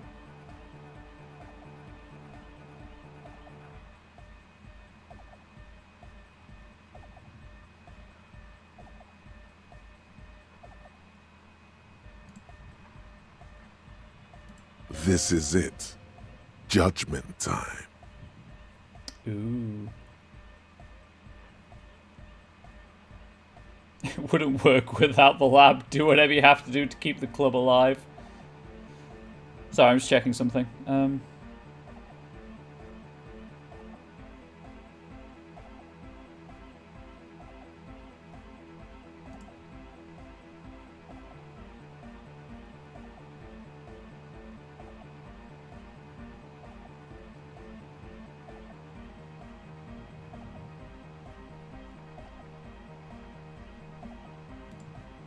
Anyway. I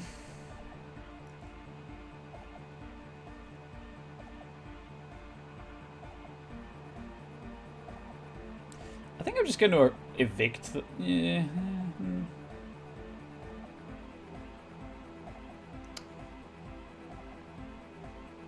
You know what? I'm going to disclaim responsibility here. I'm going to click on the chat decides button and you're going to vote. If it's a tie, I don't know what I'll do, but I'm going to click on this button and a prompt will appear on your Twitch stream and you can select the option that you would like. I will take that under advisement to make my decision based on your responses, chat. So I'm going to click it in 3, 2, 1, vote. Unfortunately, it is a 15-second countdown.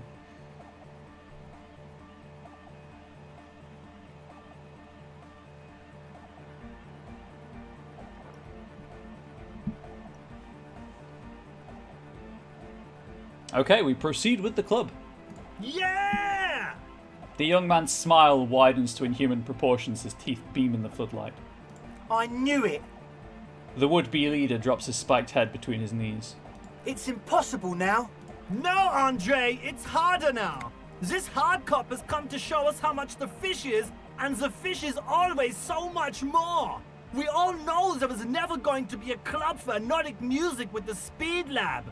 Now it has a fighting chance. What's that about a fish?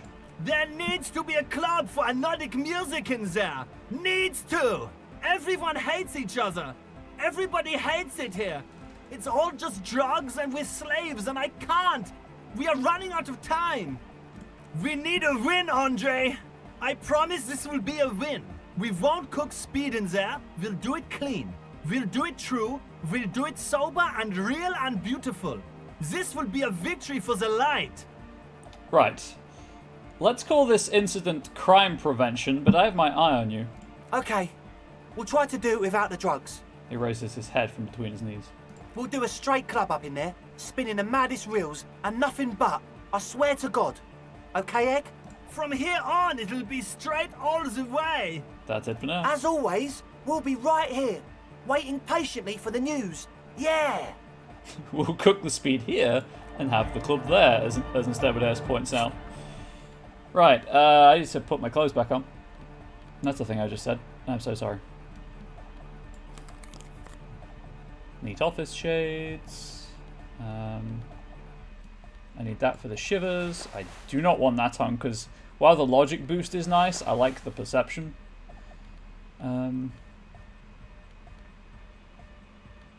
Oh no, that was it, right? Because I kept the cuirass on.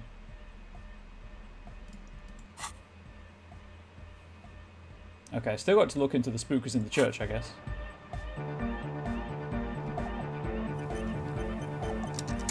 Well, I have nothing better to do than talk to them. I see you're here again. Off sign, man. Did I mention getting us into the church would help? Okay, I guess I can't talk to him properly until I've looked into the spookers.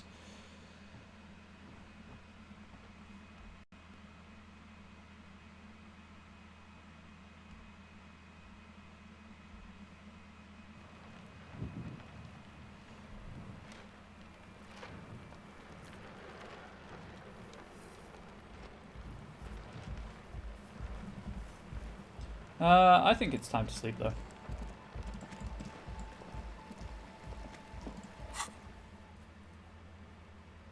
No, it is not time to sleep. Is it this way?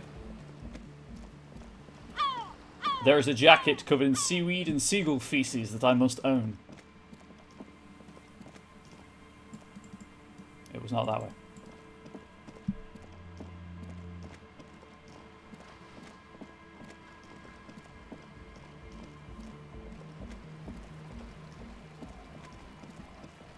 This game is very pretty. It's almost as pretty as you are, chat.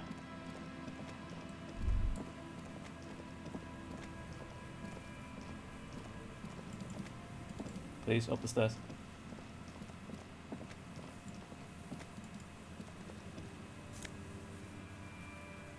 Yeah.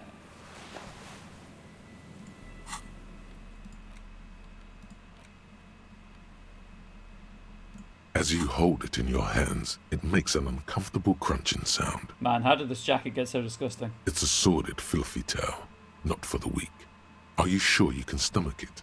Some secrets are better left uncovered. Don't even try.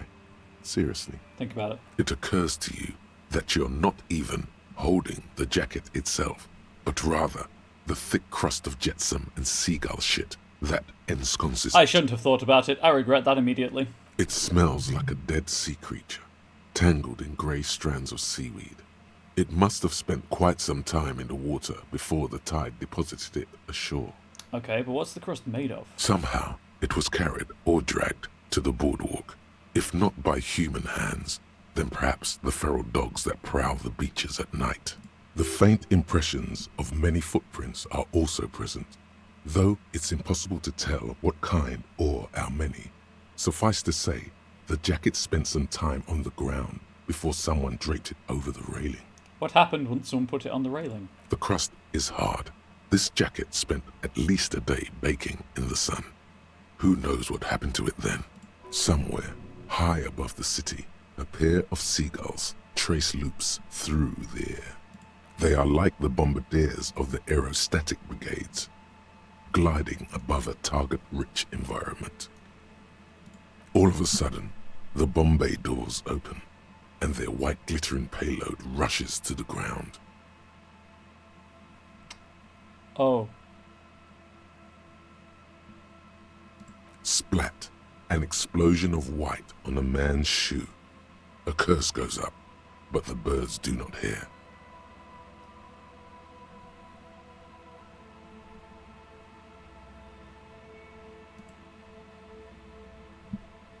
Why did I just spend all that time thinking about seagull shit? It's too late. You've already thought about it, and now your hands are covered in muck.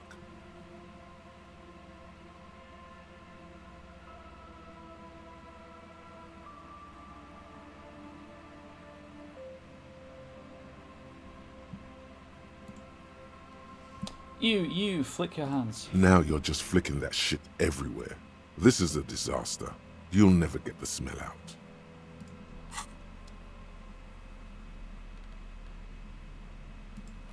Okay, was that simply to pass the time? Unless that's a clue for later.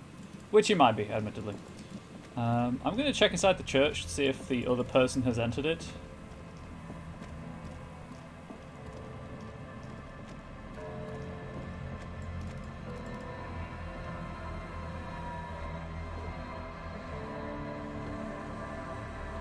What with it being late now.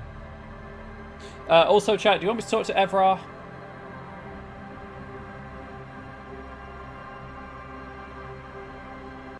Get extra content out of the game. Probably add an hour or two to it.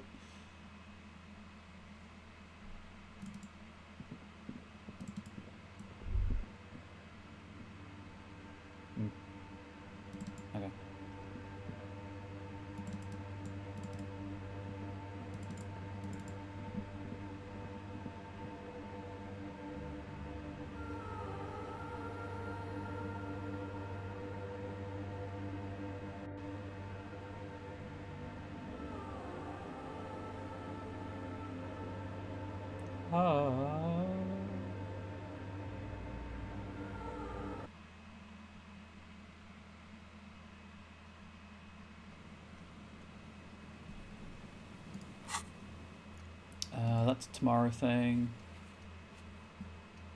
These are all tied up in that, and I don't know where the other person is. I don't have a clue about the password, so that'll be interesting. That's a tomorrow thing, and that's a tomorrow thing. Yep, I think it's time to turn in for the night.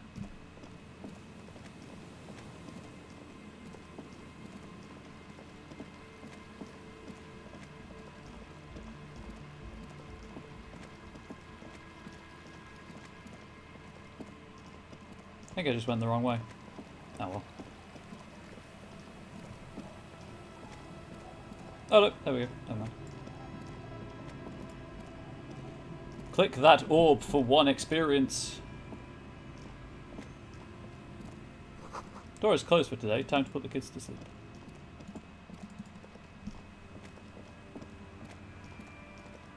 It's getting late and... It's snowing. Time to call it a day. Enter the shack.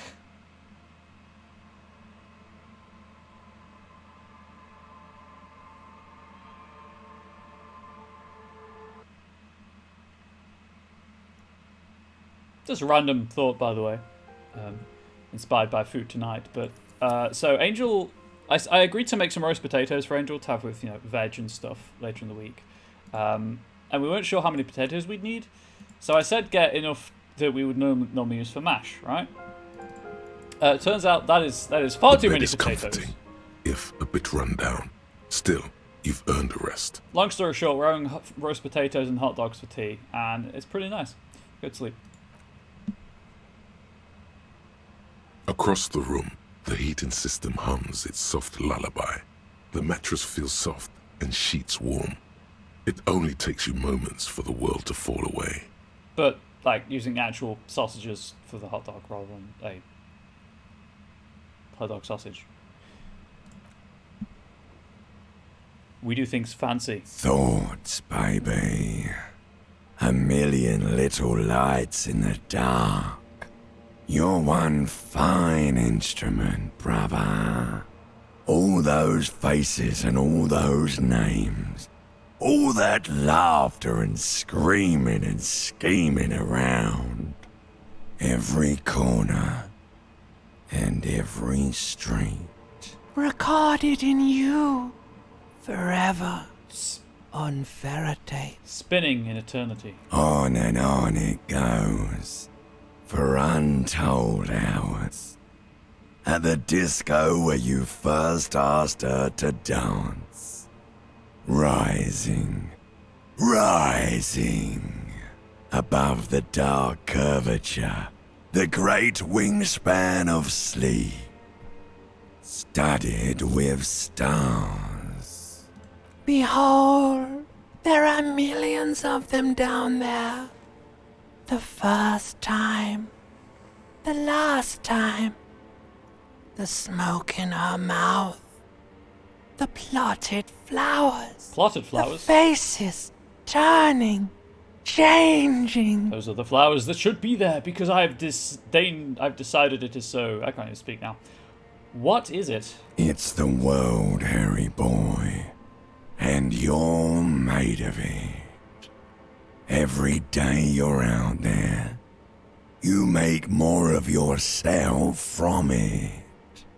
I'm afraid you can't be unmade now. Pretty sure a gun could do that. You can never forget this shit. The rain, the snow. I don't want to. It's beautiful. Beautiful. It's stuck on loop, whirling, spitting out words and images. Never gonna give you up. Never gonna let you down. You're the son of the world again. Harrister, a ceaseless agent. Picking up litter and old newspapers. Collecting your little bubblegum wrappers and idiotic picture postcards. Meaningless, meaningless keepsakes. Reading your awful letters and recalling things, aren't you? The endless names of the world. An address book you are. The map of a city. That's right. I am an agent of the world. You'll go insane if you keep going like this. One more day, and you'll be in the loony bin. I just know you will. And for what, brother man? Solving your little crossword puzzles. Doing your tasks. Crossing names off lists. Trying to become some sort of world detector. It won't make it okay. It won't put smoke back in her mouth. Why? 'Cause only love can break your heart. Chat, what is love? But a second-hand emotion. Feel the pillow under your cheek. Beep, beep, beep. The alarm is ringing, Harry. The disco circus goes on and on. You barely slept 3 hours last night. Do it for the wind. Do it for the picture puzzle. Put it all together. Solve the world. One conversation at a time. Open your eyes.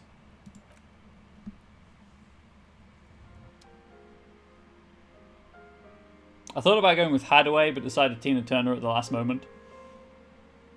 I think Hadaway is always the easier option, so it's the most obvious one.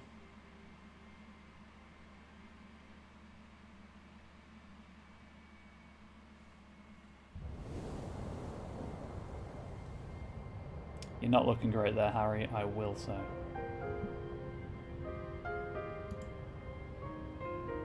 Also, there's a bed. Why are you in the chair? You fool!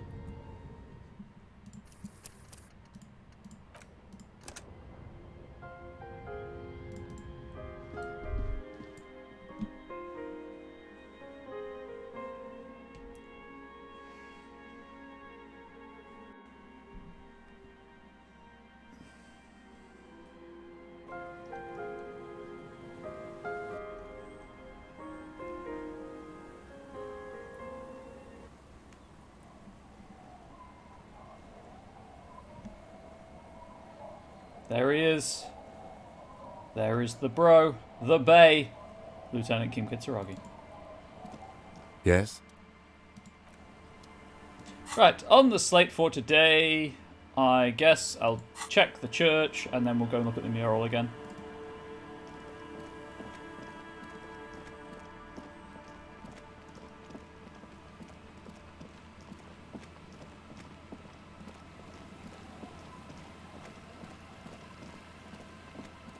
Nope. Yes, we'll check the church, and then I might go back to the whirling, specifically for the radio, because I obviously have to call in about the library. And,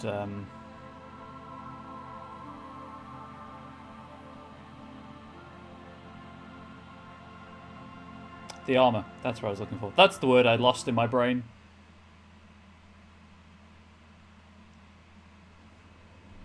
Hey, has the other person returned yet? Absolutely has not.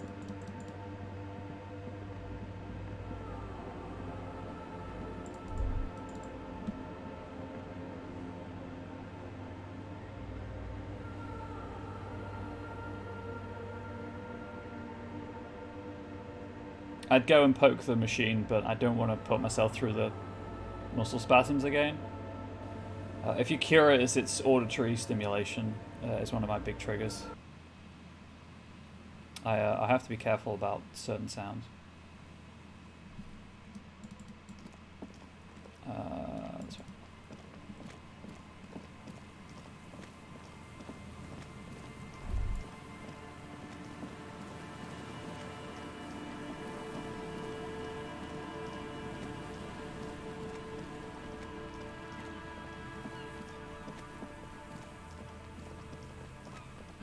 Oh, you came back on your other day off, I assume.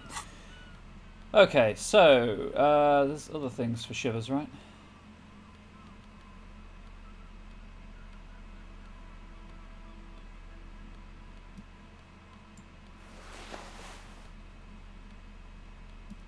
I'm gonna put that down there, so I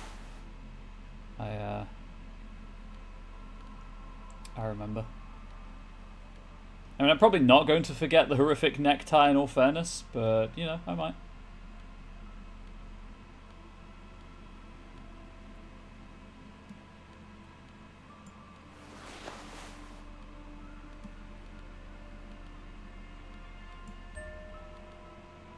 Why does that bing every... Oh, it's the ceramic noise, right. That's why it bings. Time to stare at a mural. The once bright mural towers above you, saying, Feld Electrical, R&D. Tomorrow is just a whisper away. A breeze, like a quiet sigh. Gonna load attempt a couple of times and then we'll just let it play out. I believe that 8% chance will strike before 10 tries are up.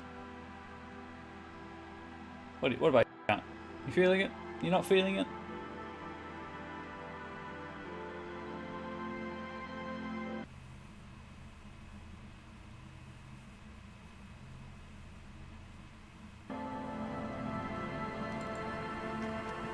The once bright mural towers above. Suddenly, there's a sigh, carried on the molecules around you, moving, flowing from high pressure to low pressure, like that of a woman emptying her lungs.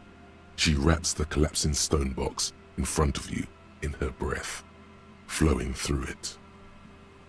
That check was supposed to be impossible? Nah, successful. I just broke the laws of reality by beating an impossible test. Skill check, whatever you want to call it. In through the collapsed roof, flowing down a concrete staircase to the basement, sweeping away footprints in the dust on the stairs, and then the beach below the boardwalk, its winding tunnels, a whisper away. What is happening? She's down there. I think she's down there, below this building. Okay. Why? We've looked everywhere else. Right. How do we get in there? The doors were on the collapsed side of this building. They're gone, basically. There's a ladder next to the sign. Perhaps we can climb it and enter through the roof. Perhaps you can climb them. We are not climbing anything. I'm 43 years old, and I plan to live to see 70. Solid ambition.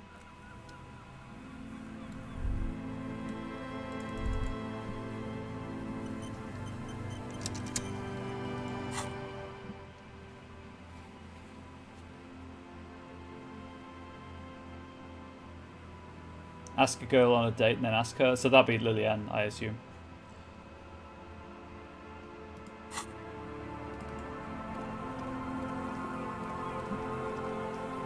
I'm not going in alone, by the way. I'm not that stupid. An old pipe peeks out from beneath the rotten boards of the boardwalk. Could this be an alternative path into the Feld building? A building like this must have multiple doors serving various functions. Perhaps a basement access. Come closer and look in. Your eyes slowly begin to adjust to the darkness inside the drainage pipe. The lieutenant looks over your shoulder. What's in there? A thin layer of snow gleams inside the pipe. Okay. What else? As your eyes adjust, you see some trash. Crumpled up newspapers, cigarette butts. Someone has half-heartedly spray-painted skulls on the right side. And nothing. Broken glass from bottles thrown against the walls of the pipe. A syringe. Could we get into the Feld building through this pipe?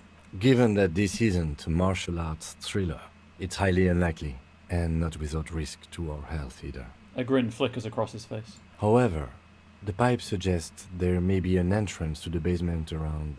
The lieutenant pushes aside the reeds and looks around. He means the pipe must be coming from somewhere in the building. And it's right here. A maintenance door. He points to a rusted metal double door to the right of the pipe obscured by the reeds. Okay, well, I know that's there, so now I need physical instrument. I've got some stuff for that, I believe.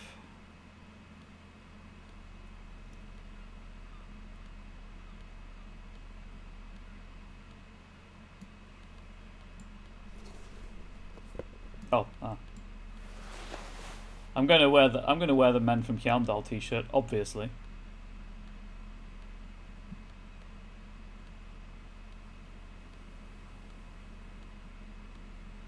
Okay. I have one physical instrument.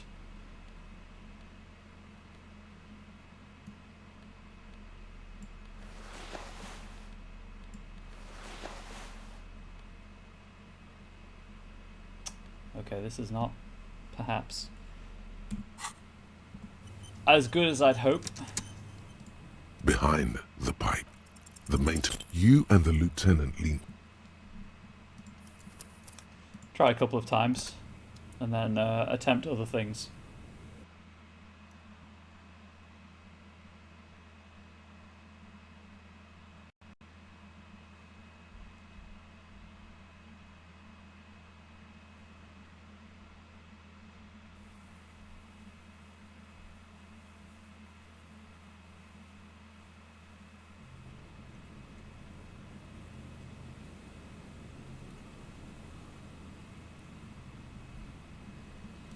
Behind the pipe, you and the lieutenant. As it is only an 8% chance, I'm going to do like 5 tries and then figure something else out.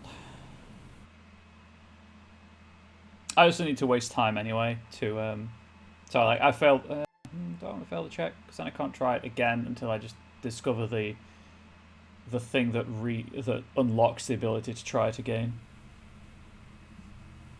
Maybe I won't fail it and then walk away. Behind the pipe, you and the lieutenant. That was 3, so 2 more tries, and then I'll do something else. Hopefully come back with another modifier. Hey, if I had my car, we could have rammed the door with it. But I don't have my car, because I drove that into the ocean.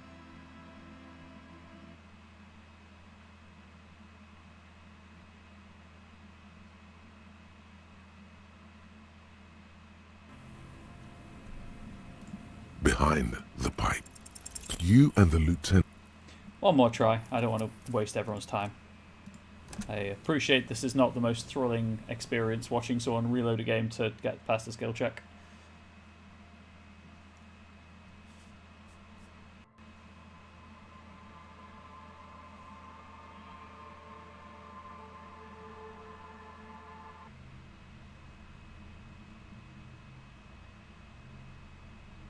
Friendly reminder, next week we'll be starting with something that isn't this. In celebration of Halloween, I'm going to play Behind the pipe, a romance thing. you and the lieutenant lean. Okay, I'm just going to leave. I'm just going to stop doing that. It's a visual novel, but I don't think it'll take very long to play through one route in said visual novel. So we'll be coming back to this at the end of next week. In fact,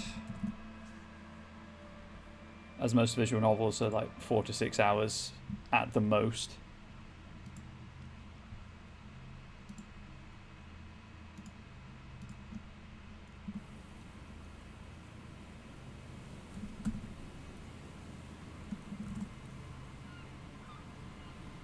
Four and a half hours to the main story, apparently. So I guess that means one route. Okay, so I found a way in. But it's not a good way.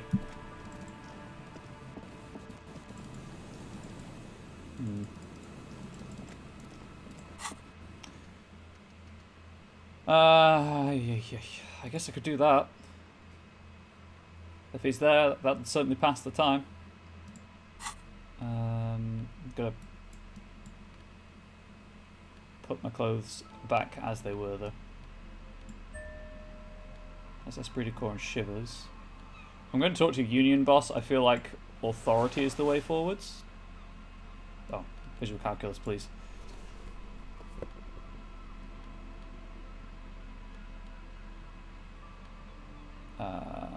Journal. Map. Maybe it's you can't fast travel with Kim. With the lieutenant. That has to be it. Why would you have fast travel but only if you're alone? That makes little to no sense to me.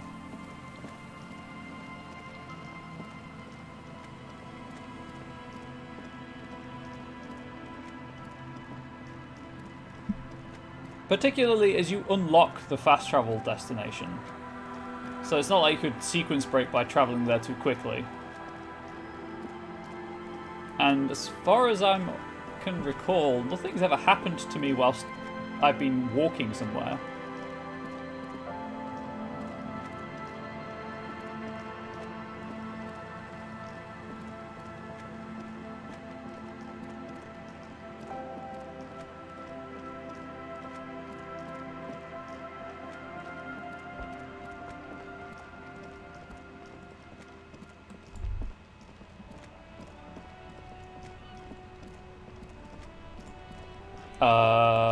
Why are you...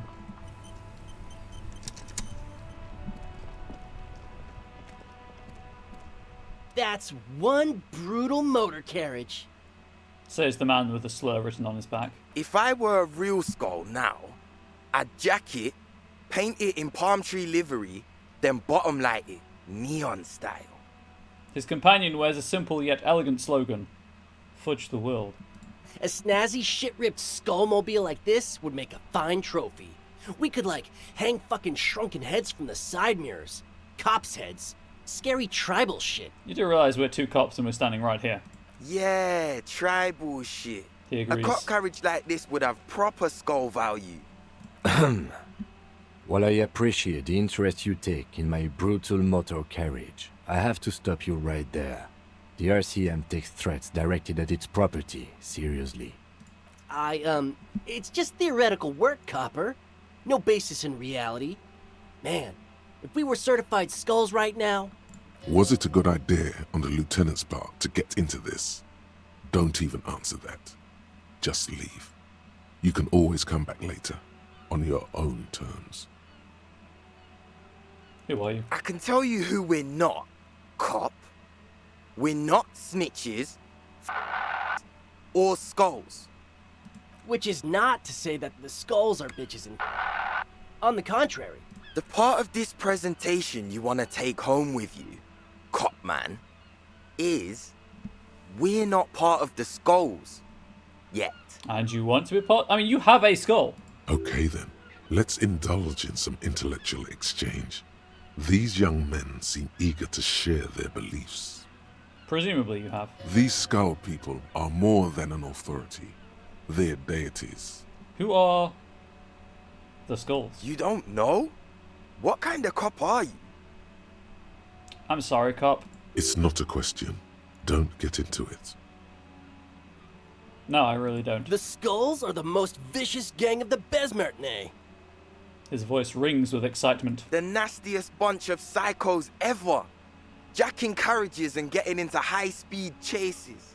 Possessing an infinite amount of fuck-all swagger, infamous for their non-verbal modus operandi. Say nothing. They usually occupy the burnt-out quarter in Jamrock, or you can find them loitering around their brightly painted bottom-lighted vehicles.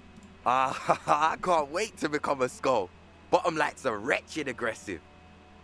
Do you guys know Cindy the Skull? Oh yeah, Cindy's a right proper skull. The young man's eyes glaze over, his voice filled with longing. Yeah, a true artist of the future. Just like Arno van Eyck. By the way, if you see Cindy, give her our regards. He adds, returning from whatever void he was just visiting. For all their nihilistic posturing, these young men are not lacking in youthful idealism. The lieutenant on your left is unusually lenient toward them. I see kids are into modern dance music. Oh man, yeah! We're not fucking kids, man! He exclaims, then stops himself, processing the rest of your question. Be wary of the abyss. His blonde friend adds ominously and points to his temple. Why? It's a threat. An impotent threat of violence. The lieutenant answers for the two rebels.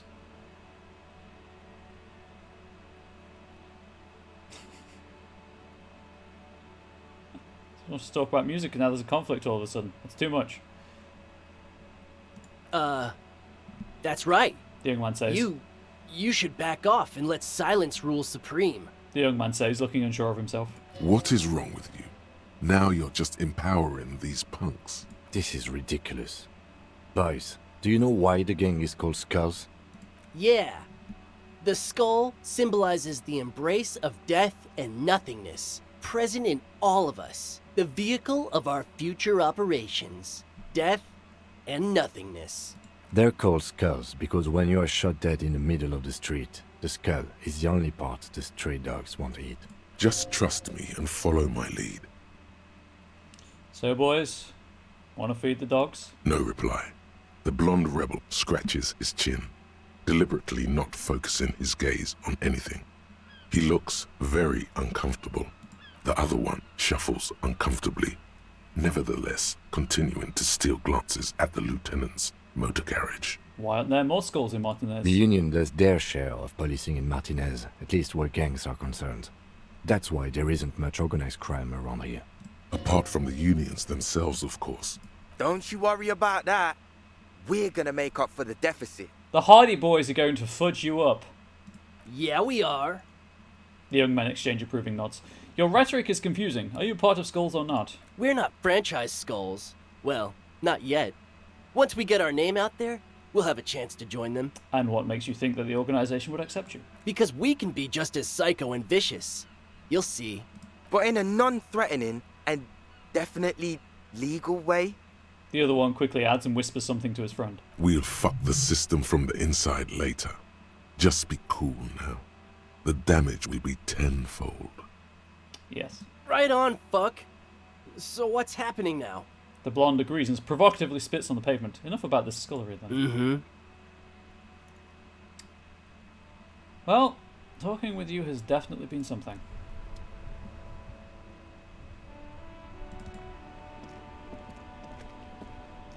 Inside, you see a set of steering levers, a radio mic. Radio? This is Precinct 57. How may I assist you? Did you find out more about the owner of the armored boots? Yes.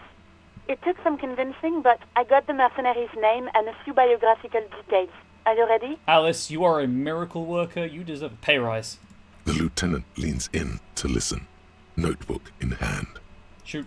That suit of armor was issued to an Oranese citizen named Ellis Kortenaer. That's E-L-L-I-S K-O-R-T-E-N-A-I-R. Exact date of birth, unknown. He was signed into the Lelystad County Neonatal Care Unit on 28th of February, 09. Neonatal care unit? He was found as a newborn in a leaf compactor near an abandoned farm. He spent 4 months in the neonatal unit, survived apparently, and was assigned to a foster family at 2. Where do you put your foundlings? In the leaf compactor? According to Klasia, Lele said his real name wasn't really his. Perhaps that's because he was fostered. This is what the ICP knows about him. He was raised by foster parents, entered the Eastbrand Military Academy in Vredefort at 17, then served in the Oranese forces till he was honorably discharged in 41, just a year before the Seminese conflict. Then the armor followed him to Seminine, or at least I assume it did. And that's it. There are no records of his employment in Crenel, or any of its other incarnations, or him even entering Revachol. So all we have to connect him to Crenel is the armor. Even that is a small miracle. These organizations usually double-check their inventory. He leans closer and shouts. Thank you, Elise. Great work. No problem, Lieutenant. She sounds pleased. A compliment from Lieutenant Kitsuragi. Not bad. Any information on his foster parents? None, officer. Sorry. Well, we have his name and service record now. A name. This is very good. Ellis Kortenaer. He says to himself. Sometimes police work is about human dignity, about giving back names to anonymous victims. I'm glad the inquiry was helpful to your investigation, officer. Did you have any other questions? I'm done with the radio for now. 57's over and out. Her voice disappears into the void. In the cabin, you... And we're going. Hey, is that person back? The bookshop?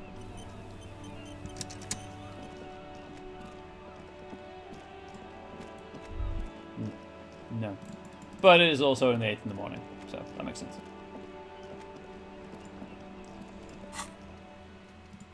Well, I have no idea how to get into the Feld building, if I'm being honest.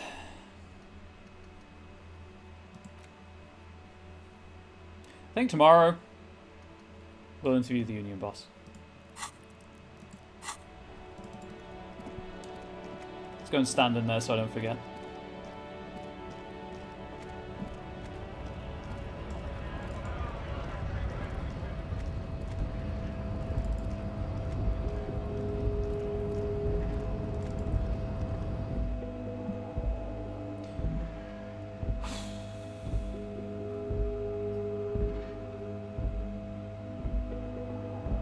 Also means we get to enjoy the really cool industrial atmosphere of the docks. Why did I say it like that? Of the docks area. I'm hoping to start at the usual time tomorrow. So, well, you know, around the usual. I don't have a fixed start time, but approximately at the same time. Yeah, go for another 4 hours. I'd like to get this finished before the end of the month, but I'm not going to rush it. If I do, I do. If I don't, I don't, and that's just how it goes. I would expect talking to Everard will take a while, but may lead to some other things. Maybe other leads. Maybe a way into the Feld warehouse. Although as it's not in Martinez, perhaps not. But there's only one way to find out, and it is a thing to do in my journal, and we all know that I'm all about clearing out the to-do list.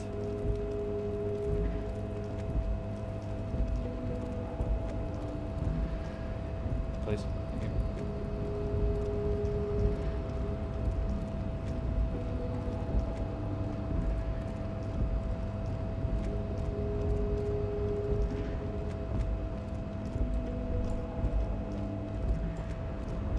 So tomorrow we shall enter Everard Clare's private kingdom in the docks. But for now, all that remains is for me to save the game 3 times. And then also to say, I hope you've enjoyed the stream. I really appreciate the support. As usual, please do pet your pets and tell them that they are good pets. That's save 2. To you and your loved ones, of course, please do stay safe, healthy, wholesome.